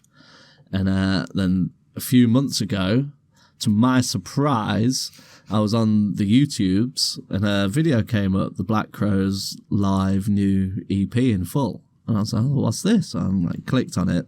And it's usually like, because they were like the American Oasis in terms of the singer and the lead guitarist were brothers, are brothers. And they didn't get on at all. Like they fucking had massive like physical fist fights and stuff, and broke up the band. But yeah, so I saw this live thing from like, it was like posted like a couple of days before I'd seen it. I was like, oh, let's check this out. So I clicked on it, and his brother wasn't on the guitar, but he was singing. And on guitar instead, they had, I think his name's Charlie Starr, who is the frontman for another one of my favouriteest bands, Blackberry Smoke. I was like, this is going to be good. And their EP was called 1972, and it's just 6 songs from 1972 that they absolutely loved. And they're playing them, and they're fucking awesome. They start off with Rolling Stones, and then they do T-Rex Slider, which is fucking awesome. They do David Bowie, Moon Age Daydream. Nice. One that I've never heard before, but is fucking awesome. You Wear It Well by Rod Stewart, which they play fucking... Well, that's probably my favourite one. It's fucking awesome. And then the last one they do is Papa Was a Rolling Stone. So they do go into like the soul music with like the backing singers. Yeah. It's fucking awesome. So good. The Black Crowes, number 1. Cool. I'll have to check them out. Yeah. I have heard them, but I've heard like maybe 1 or 2 songs. Yeah, it's well worth giving them a listen. Check out that EP. That's good. It's Amazon original though, so it's only available on Amazon. But you can find that video on YouTube. So I got Prime. Well, there you go. I just tell Alexa to play 1972 by the Black Crowes. She's like, here's 1972 by the Black Crowes. Thanks, Alexa. Biatch. Let's come do it over there. I'm making notes over when it comes down to this episode being released. I know what to stick out on Twitter. Okay. Videos and stuff to link. Cool beans. Cool. That sounds like a good idea. Yeah. Organised. I like it. Yeah. That's what this organisation needs, is organisation. Right, roll that die, Kemp. Can I put a file of acts on expenses? Yeah. Sweet. Just pass it through the accountant first. Yeah. Which is Kemp. Yeah. 2. Mr. Neal, your top 3. Oh, why are we choosing the top? We don't do that, do we? It's Kempin's go. Yeah, I know. Oh, right, yeah. I thought you'd won. So, I mean, I have one, but still, Kempin can have a go. It's late. I just wanted to see if it was paying attention. That's all. Right, so I have gone for 3 more strictly from the 90s bands. Of course, yeah. But one of them's Oasis. Well, so I will say nothing. Oh, honourable mention Pulp, by the way. Fucking love Yeah, Pulp. Pulp, great show, Pulp, yeah. No. Mistakes. Fucking hate them. Ah, No. I love Pulp. Yeah. fucking anything Britpop. Different Class. Garbage. Different Class is an awesome album. It's one of the greatest albums of all time. I It's amazing. strongly disagree, and I've never heard it. Disco 2000. Yeah. Shit. Common People. Crap. Oh, was that one? Honestly, my hatred for anything Britpop. Whatever common people see. Sorted for Reason Wiz. Oh, yeah. That's okay, because we're all sorted out for ease and whiz. Oh. And remember when the spaceship lands and down to very far away. Yeah. We've already had one copyright strike. Yeah. In the middle of the night. It feels so right. Right, so I'm just going gonna leave. Yeah. I'm going to do you guys a favour, actually. I'm going to switch my number 2. I know I haven't said number 3 yet, but I'm going to switch my number 2, which was Oasis, to my honourable I thought mention. number 3 was Pulp. I said that's a great shout, and you said that anyway. So, number 3, Stereophonics. Yeah. Oh, yeah. Yep. Oh. Yeah, hang on. There's some contention here in the Poo Finger group. This is, I don't like them. your I say replacement. Yeah. That's his favourite band, isn't Philip it? It's his all-time favourite band. Yeah. And he has a tattoo I'm sorry, Phil. with a Stereophonics lyric on I his want to forearm. rephrase what I say. They're not crap, because they are actually... They're brilliant. They're very good at what they I do. love his voice. Yeah. I personally really don't like them. Fair enough. Yeah, I don't know. They're just great on me. Like it's kind of like how I feel about the Red Hot Chili Peppers as well. In that I just don't like them. There's no reason. Just literally no reason at all. Because they're very good at what they do. I think of quite a few bands and acts that I would feel the same way about. Because they're talented musicians and they can put together really good songs. That's why they've got a really lengthy career and sold lots and lots of records. So I can't say they're crap. They're not out there faking it. They do a very good job of what they do. Yeah. I just really, really don't like it. And I just can't really say why. I'm the same kind of with the Killers. Yeah. Yeah. It's like, they annoy me. But they're good at what they do. Yeah. Well, yeah, I still maintain that early Stereophonics, was it about 95-ish, give or take? Maybe had like Mr. Writer. Might have been a bit later, about 97. They were 2000s, weren't they? Just enough for Education to Perform. That was it. I was trying to remember what the flipping album was called. It's like early 2000s, isn't it? No, I'm sure the ones before late then. 90s. Pretty sure it was late 90s. Phil's going to have your gonads for all your misinformation. We'll find out. You got a Google machine right in front of you. You've been sat there tapping away on it with your sausage thumbs. For ages, and you're not even done your research, man. I heard, but that is how you find out how far you are up in the line of succession to become King of England. It's by have sausage in your hands.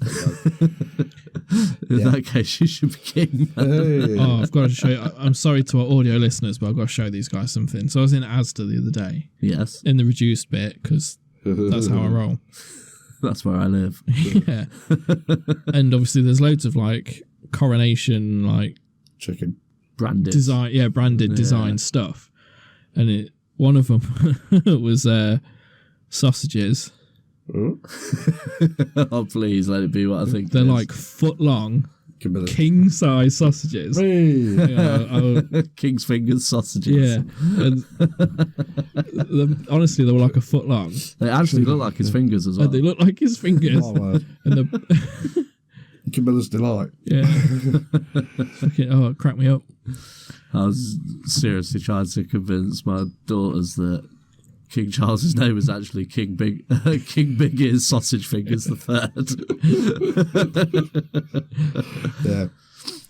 Right. Didn't succeed. Anyway. So yeah, Stereophonics number 3 for me. But if you do keep telling them that, they will believe it. Eventually, yeah. So I got a new computer chair ages ago. Yeah. And it comes with a little tag, doesn't it, that hangs down, and it has a chair on fire and the no sign, basically saying don't have anything fiery near it. Yeah. I told my kids that if they spin on the chair, it will catch fire. That's what that sign's for. They believed me for about 6 months. Nice. It was so funny. And they just happened to, I can't remember who, I think my dad sat on it and span on it. And they were like, and obviously it didn't catch fire. And then they were like, bastard lied to us. Brilliant. So if you say enough, they'll believe it. Children. Yeah, so gullible. Naive creatures. Anyway, sorry. Moldable minds. Number 2. Well, number 2 was going to be Oasis. They are one of my favourite bands, but because I know you two guys hate them so much. I don't hate them. I had their albums. I do. I hate them. Oh, okay, well. Standing on the shoulder of giants and shit like that. You see, that was their last half-decent album, I remember. I might not have even had that one, actually. I had Morning Glory. What's the story, Morning Glory, I'd say is listenable. Definitely Maybe. Yeah, definitely Maybe. You had... I had them too, I think. I had them on cassette. Is that one that ended with Champagne Supernova? Yeah. Champagne Supernova in the sky. I hate his voice. It's horrible, isn't it? Back then, it was like when I was trying to be cool and follow the trends. Yeah. And I had my old school radio stack in my bedroom that I used to record off the radios. And so it was on all the time. So I used to record it and play it back. And then I got the album. I was like, oh yeah, a bit of a poser. I like Oasis. Like nowadays, I'm sorry, his voice is fucking annoying. It's like nails on a chalkboard. Yeah. It was a little bit annoying, but... And the attitudes. He's one that applies to that thing you said earlier about just hating. Like, you can see why they're as big as they are, but at the same time, like, I've grown to dislike Oasis. Yeah. Quite a lot. But their drummer and their bass player are phenomenal. When I had to learn a couple of songs when I was in a covers band, We did like covers and stuff, but we ended up doing like fucking 6 Oasis songs. It pained me to have to listen to them, but actually playing them, I was like, no, actually this is quite fun. Like, it was really like all over the place. It's pretty cool. I once played a bar in Nottingham, I think it was, with the Rebels, and we got in and set up, and it was one where there wasn't a stage or anything. We were just like it was like a long bar, and then we were like opposite the bar, and like so it was just like on the floor with people walking past and bumping into us and stuff. And so we'd set up, and there was this group of drunk dickheads already there. That was just like, one of them had his Parker jacket on and his sunglasses. Yeah, and he like comes prancing up, waving his arms around like his Liam Gallagher, and he was like, "So lads, you gonna play Wonderwall, yeah?" I was like, "No." And he went, "Oh, yeah, you gotta play Wonderwall, ain't you? Yeah, everyone knows that one." And I was just like, "No, we're not playing Wonderwall." He's like, "Oh, don't be a dickhead, mate. Come on, I'll fucking sing it for you if you want." And I was like, "No, you're not touching my microphone. Like, I'm not having you spitting in my microphone." And he was like, "Oh, come on, mate. Oh, just let me test it." And I was like, I was trying to sound check, so I was like doing the 1 2s and poopy poos, testicles, 1 2 3, making the people in the bar giving them a giggle. And this guy was just fucking just mouthy, just all the way through. I was like, "Look, mate, we're not playing Wonderwall." And he just kept on and on and he kept on and on, and we finished sound checking. He was, "Oh, I'll sing it. I was like, "No, you're not." I said, like, "No one's singing Wonderwall." I said, "But if you really want it that badly, if you stay to the very end and keep all your mates here, and anyone you're going to meet tonight, get them to come here as well to watch us. We'll do 3 Oasis songs right at the very end as an encore." And he was like, "Would you?" I was like, "Yeah." And he went, "Do you know them?" I said, yeah, of course we know them. I said, "I just don't like playing them." So, "But if you're here by the end of the night, I'll play them for you." And he's like, "Fucking sound, mate. Yeah, sound." So night goes on. Like about an hour later, where like the bar starts filling up, he's getting all his mates down. There's like 12 of them, and they're all fucking shit-faced. 3 songs in, "Do Wonderwall, do Wonderwall." I was like, "No, we're not doing Wonderwall." He's like 4 feet away from me, just shouting at me like over the noise of the band. And he's like, "Do Wonderwall." I was like, "No, just stay till the end and we'll do Wonderwall." Anyway, night goes on. We did like an hour, had a half-hour break, did another hour. And then I was like, "Right, we're going to do the encores." And he's like, "Wonderwall!" Like at this point, he can't stand up. Like, this guy's just wobbly as fuck. All his mates are holding him up. And he's going, "Oh, he's going to play Wonderwall, lads." Wonderwall. We did 3 encores that weren't Oasis. And like after each one, I was going, "Just next one, like to him." He's like, yeah. Did 3 encores, none of them were Wonderwall. And I just went, "Thank you very much, good night." Shut down everything, unplugged my microphone, fucking Screech your wheels and tires, mode. So like, started packing all my shit away. This guy went fucking ballistic. He started going, he's fucking throwing his pint glasses around, like everyone's getting raggy with him. He's like, "Calm down." He's like, "No, fucking dickhead said he'd play Wonderwall." He was so upset. And I was like, "Oh, thanks for coming, lads." So I went over and like shook his hand. I was like, "Mate, thanks for sticking around. Glad you enjoyed it. You enjoy it?" Yeah. He was like, "You didn't play Wonderwall, but yeah, you guys were fucking brilliant." I was like, "Are you going to come next time?" He was like, "Only if you play Oasis." I was like, "Of course we will. Don't worry about it." Bring your friends. Oh, very good. But I digress. Sorry, yeah. That's all right. So Oasis is your number 2, yeah. It is, yeah. I was going to say, I was going to swap it for my honorary mention, which was Rednecks of Cotton Eye Joe fame. Favourite of ours. Yeah, good one. Yeah, and it was a fucking banging record as well. But my number one is, as you probably guessed, Wayne, Spice Girls. It was one of the first 2 CDs I ever bought. Right, I can't remember what the other one was now. It might have been First single I ever bought. soundtrack.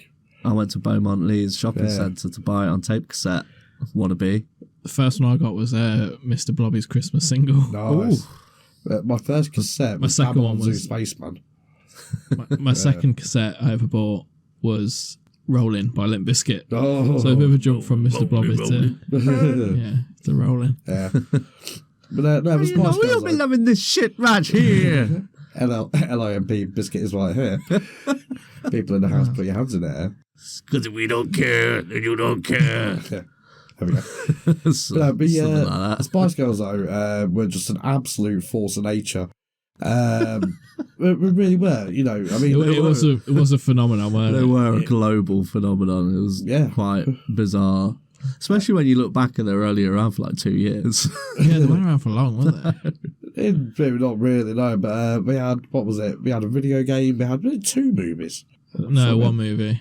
I'm sure we had 2. One movie with Richard E. Grant. Yeah. How could he do that? Oh, but, mate, there was so many fucking cameos in that, it was unreal. Was it? Probably the most British film I've ever seen. Yeah, it was a proper... A most American-made Britfest. British film. Yeah, I've seen. Clearly Americans put it together. Yeah. But they were just absolutely unstoppable. And, you know, you had Jerry Halliwell doing a Union Jack dress at the Brits, was it, or whatever it was? With all some sort of beginning even of girl power. But yeah, Spice Girls for me. That was my number one. Platform boots. Yeah. Big hair. Yeah. Let us double check I'm not missed out on that one. Nope, you're good. Right, okay, Spice in fact, Girls. So, What? one very last thing, actually. First time Kemp got a boner? No, sorry, one very last thing as well. The songs, we pretty much all ended up knowing the songs by osmosis. Everybody knows the Spice Girls. Yeah. Yeah. And not just Wannabe either. It's like there's probably 4 or 5 Spice Girl songs you probably know without actually realising you know them. Easily. Yeah. It's one of them pop culture things that bleeds into everybody knows who Yoda is. Yeah, yeah, Like everybody knows who Vader is. yeah. It's just household name. Everybody knows what the Terminator is, or RoboCop. Everyone could do Baby Shark. Yeah, everybody knows Baby Shark. Do. Has no place on this podcast. Has more of a place than fucking football does, let me tell you that, my friend. Unless it's Ted Lasso. Yeah, that's the only exception to the rule is Ted Lasso when it comes to talking about football. You started any season 3 yet? No, so you can't talk about Ted Lasso. Can you talk about USB drives, man, please? Well, there you go. I mean, what? Oh, yeah. I forgot you gave me a... No, it was my USB drive, wasn't it? Pretty sure for mine. Oh, it's mine now. Right. What were your top 3 songs of the 90s? You can send us an email, or don't, which is what most people prefer, it seems. Yeah. So, but either way, take it easy. Play along at home. It ain't going to go down easy if it ain't cheesy. It won't make you queasy. Steezy. Tease me, baby. Ah. Till When I lose control, tease me with your love until I lose control. With all your body and soul, oh girl. Tonight has been rhythmic. It's been strange tonight. We've only done 2 segments so far. This is why I didn't want to unleash the 90s. This is what happens. Things get silly. Top 3. What's going this week? Mr. Neal, will you dress as a priest and Copperfield? So, here we are. It's 1997. We're in a rave, an illegal rave in an empty warehouse. Off our tits on ease. On the decks is DJ Neal, but tonight his decks are the decks of despair. Something from the 90s. Over to Mr. Neal. DJ Neal. DJ Neal, over to you. Wicka wicka wah quan. So, yeah, we're bringing this one back. It's been a while, isn't it? Yeah. Well, It's been a little while. DJ Neal's Decks of Despair, working title. Working title. Yeah, so same rules as apply. So each one of you will bring forth an argument of something we're going to scratch to shit on the Decks of Despair so that it will never be able to be played again. Scratch it into oblivion. Indeed. In some mad scratch DJ solo, if that's a thing. Kind of, yeah. Yeah, so that's what's going to happen. So, who's going to go first? Should we do rock, paper, scissors, cock? Yeah. Rock, paper, scissors, cock, Camp. Go on, cock. Rock, paper, scissors, cock. Oh, it's a draw. Rock, paper, scissors, cock. Oh, Camp gets it. Nice. Right. Visual comedy on an audio podcast. Yeah. Never fails, man. It brings in the numbers. So, it can be anything, doesn't it? It doesn't have to be music related. No, anything. That's the Anything. rhyme. I would like to get rid of 90s home PCs. You know the big fucking bulky ones that sat in the corner, and you have to press a button and wait like 6 or 8 minutes for it to warm up. Well, it sounded like you'd left the Hoover on. Yeah. Oh yeah, very much so. It's making the hard drive spinning, making really weird noises. Yeah. I know it was early days for like computing in that sort of sense on word processors and stuff, but you couldn't really do that much on them at the time. It wasn't. It was a tiny bit too early for it to be a home PC. Let's say maybe around about 2000s. Yeah, that was more the era of home computing when it began. When everyone started to own a PC, it used to be able to play games on it and do your word processing. It evolved into the PCs we know today. But 90s PCs, where everything was saved on a, was it 3 3/4 disc? I can't remember the size now. Not the floppy disk, but it was a floppy disk, but ironically it was hard. Much like mine. Always. Yeah, floppy. Never Never 3.5 inch. I wish. All the PCs were the same colour as well, weren't they? That would be off-white.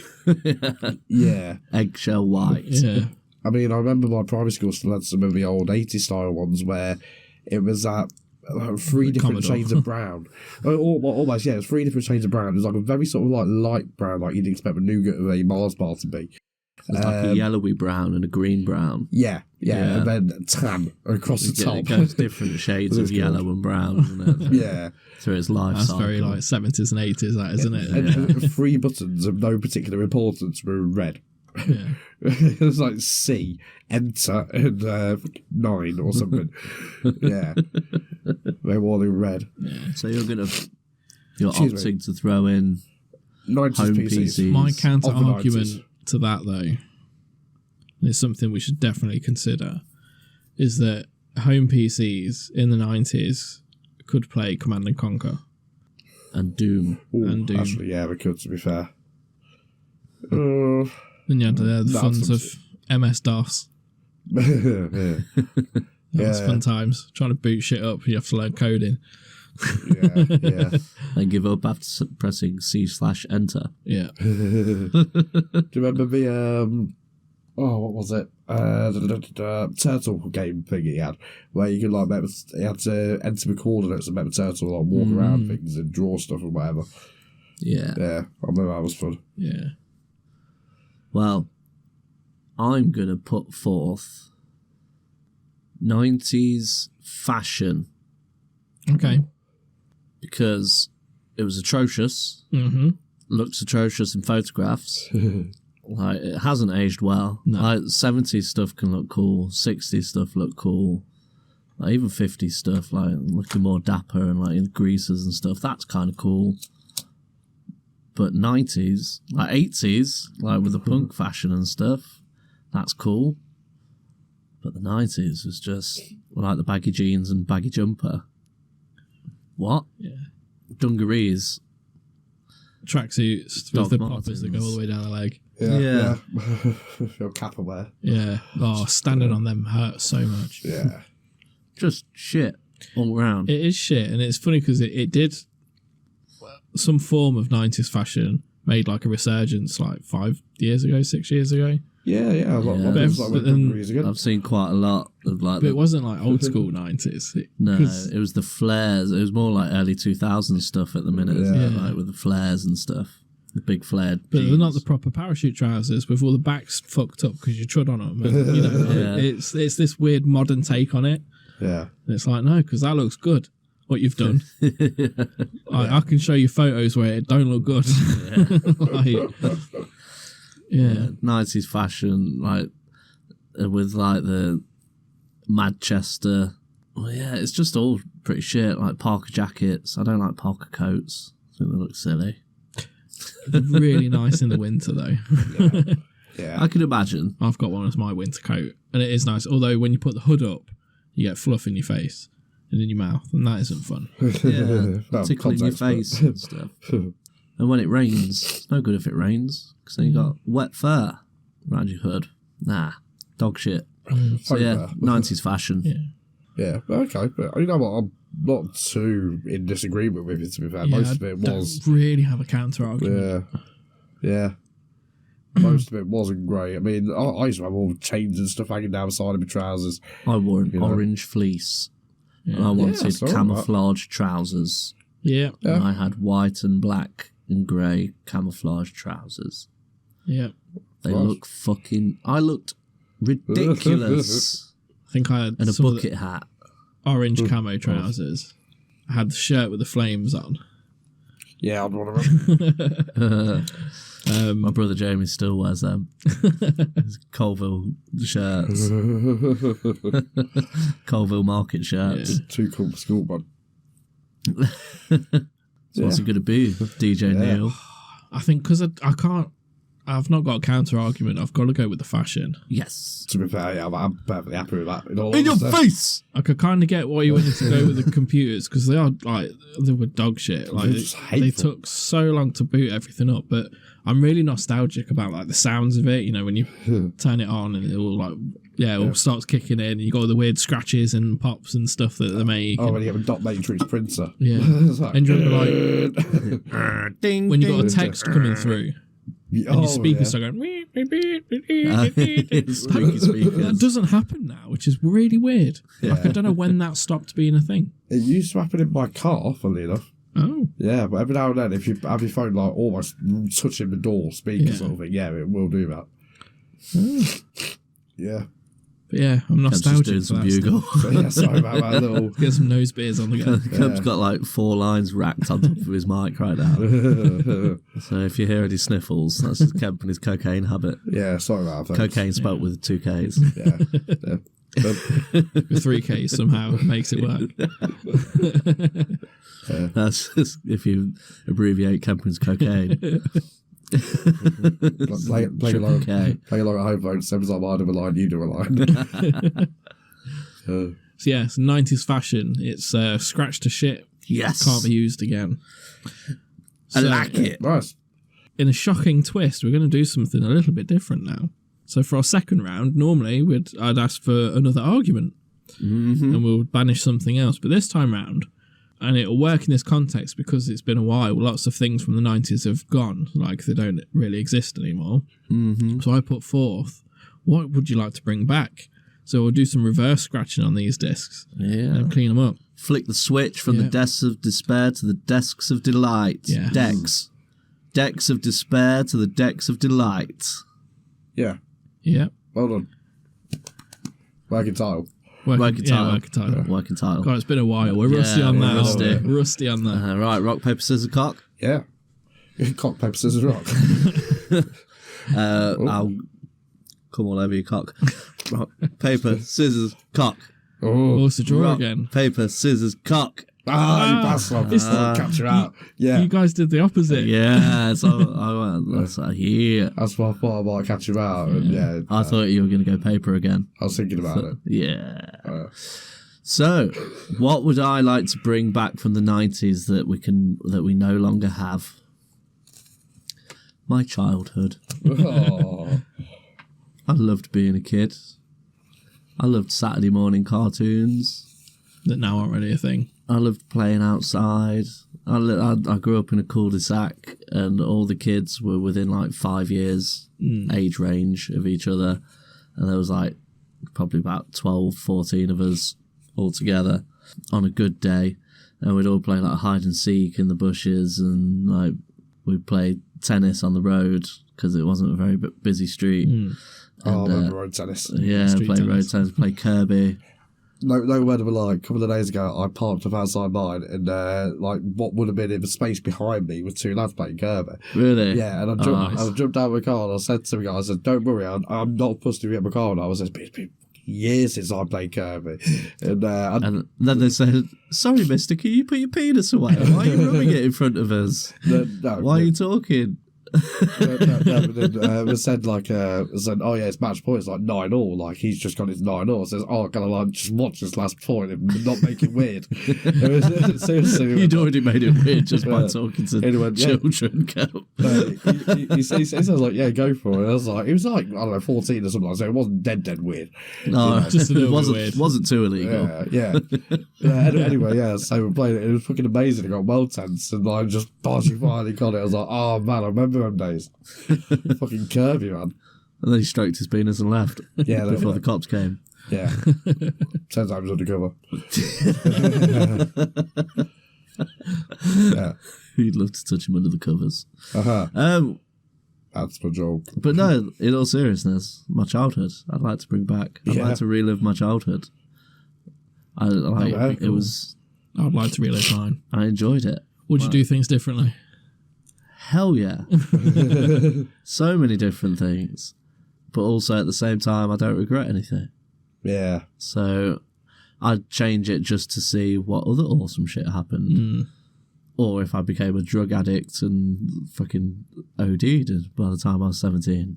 Anything could have happened. Yeah, with that hypothetical, I would be worried that if I'd changed stuff in the past, it would then change stuff in the future. Yeah. Which, theoretically it would. I've given this too much thought. And that I'm like, but if I could guarantee that if no matter what I did, I'd end up with the things I have now. Yeah. Family and where I'm at. Or better, but with these people. Yeah. Then I probably would do shit differently. Yeah, so I'd like to relive my childhood. Yeah, to be fair, that's a good shout. I'd love to do the same. Yeah. All the fun shit I did. Yeah. All the fun I had. And my dog, Tubbs, my boy. Oh, maybe you going on that Tubbs. Yeah, I've never met Tubbs. No. Died when I was 11. Oh. He was 11 too. Oh.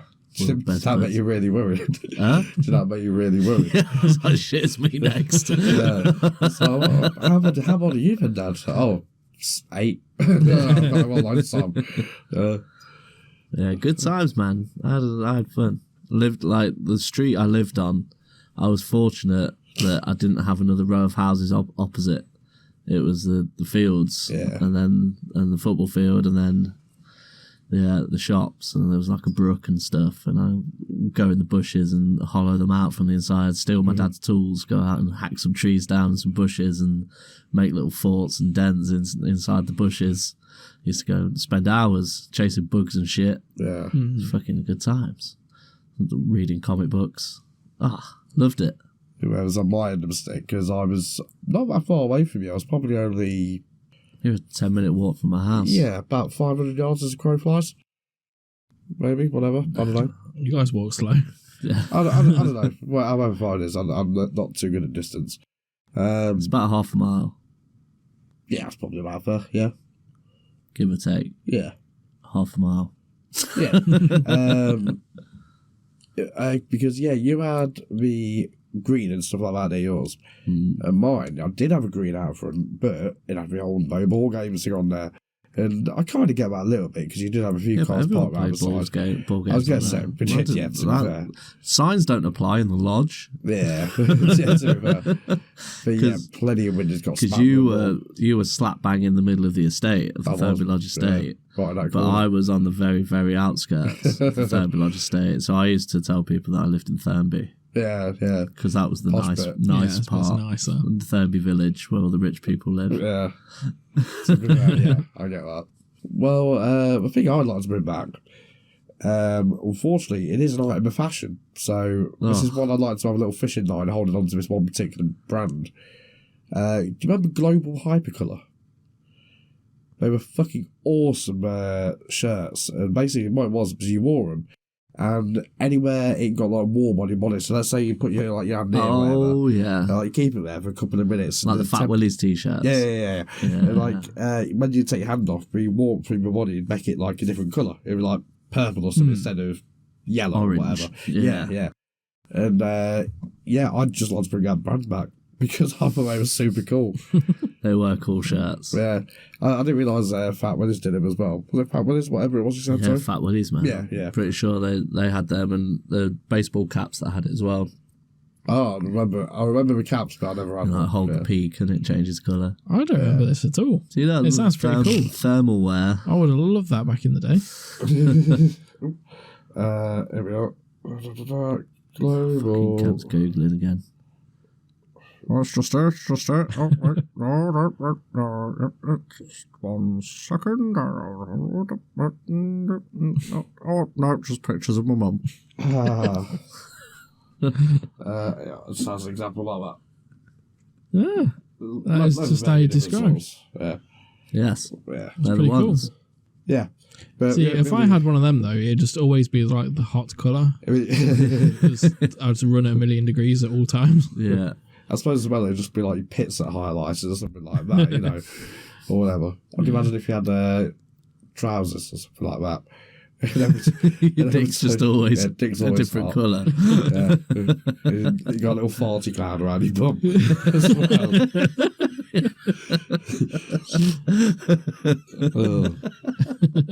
Farty cloud.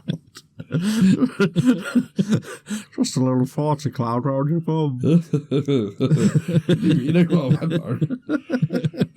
So what's it going to be, DJ Neal? What are you bringing back? Well, I'd be a right dickhead if I said, no, you're not having your childhood back. Right? Because you're like, oh, I get to play with my dog and like, have the whimsical fun times of a child.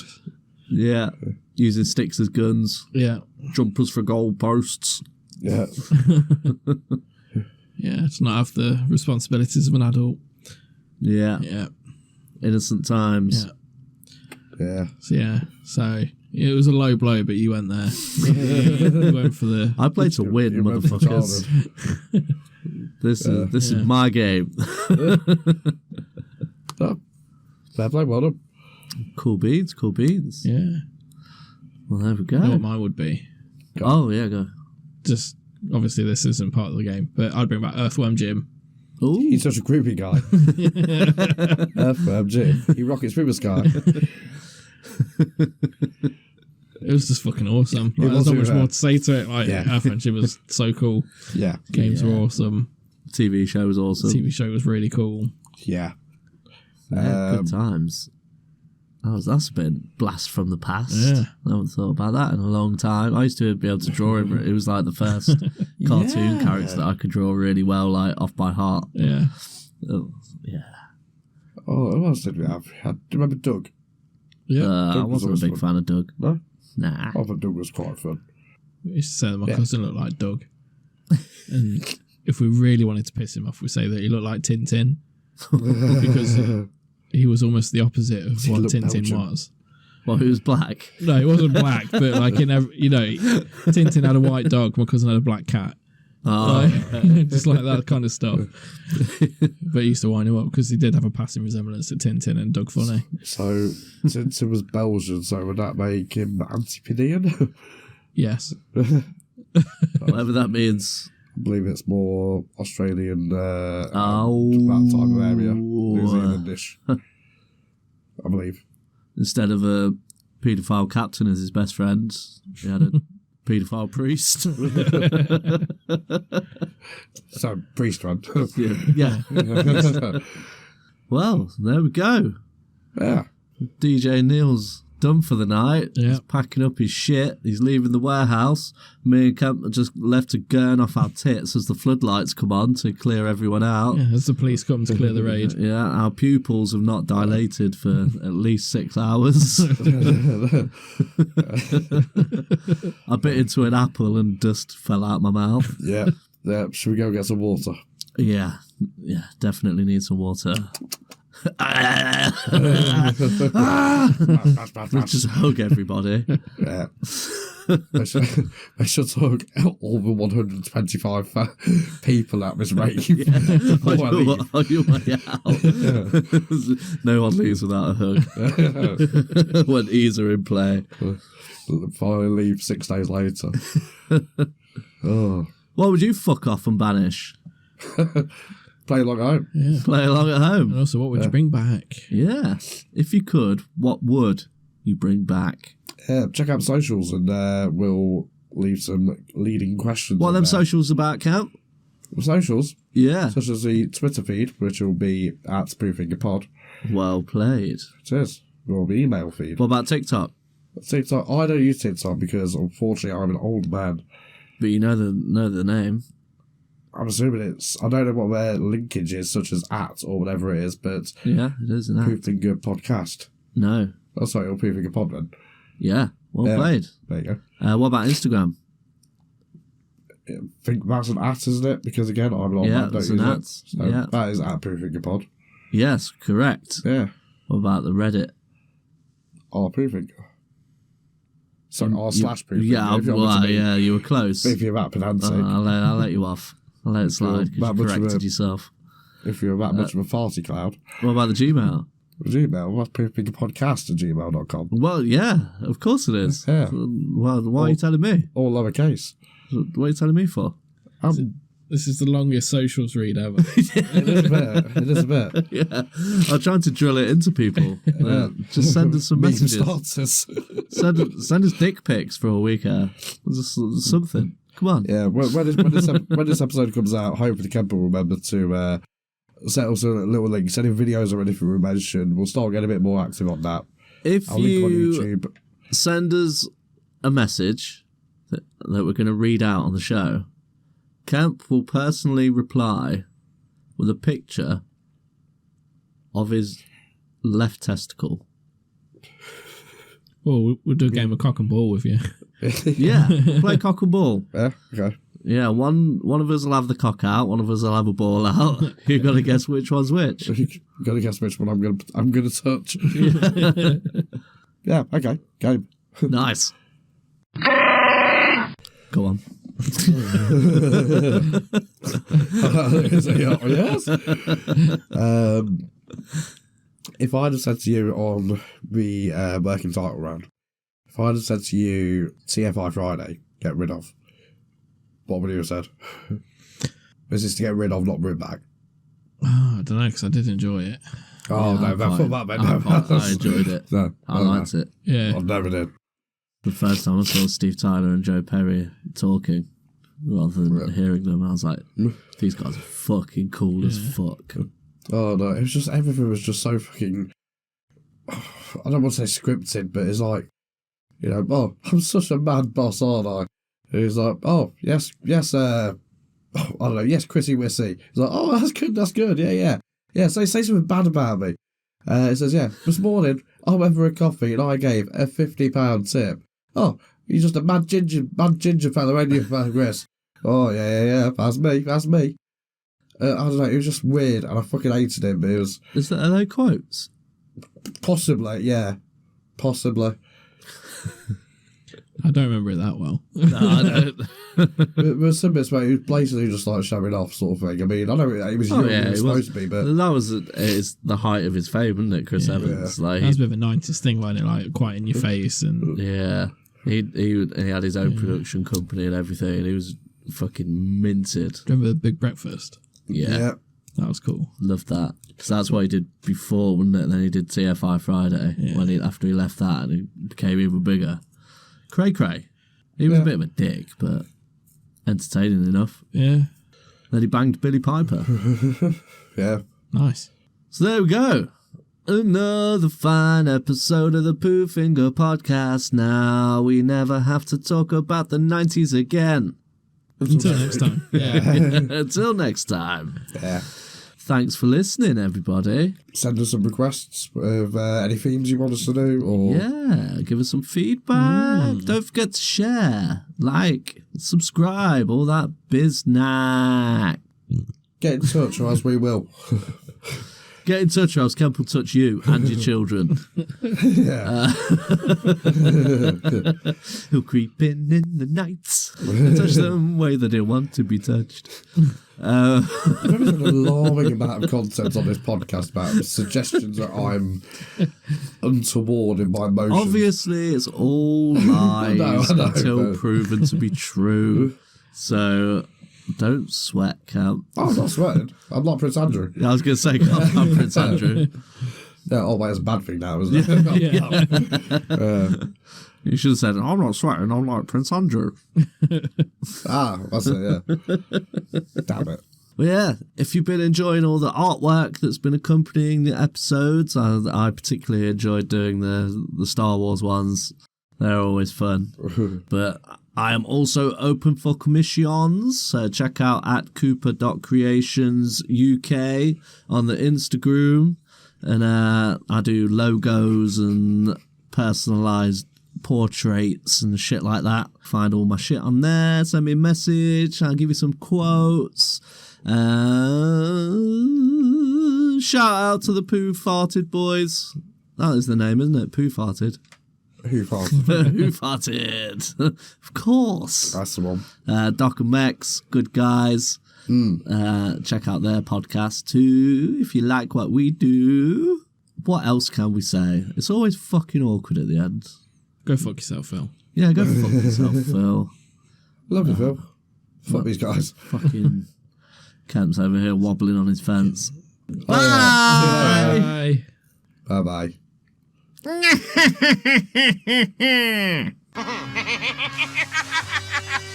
can't remember when I've had a more pleasant day.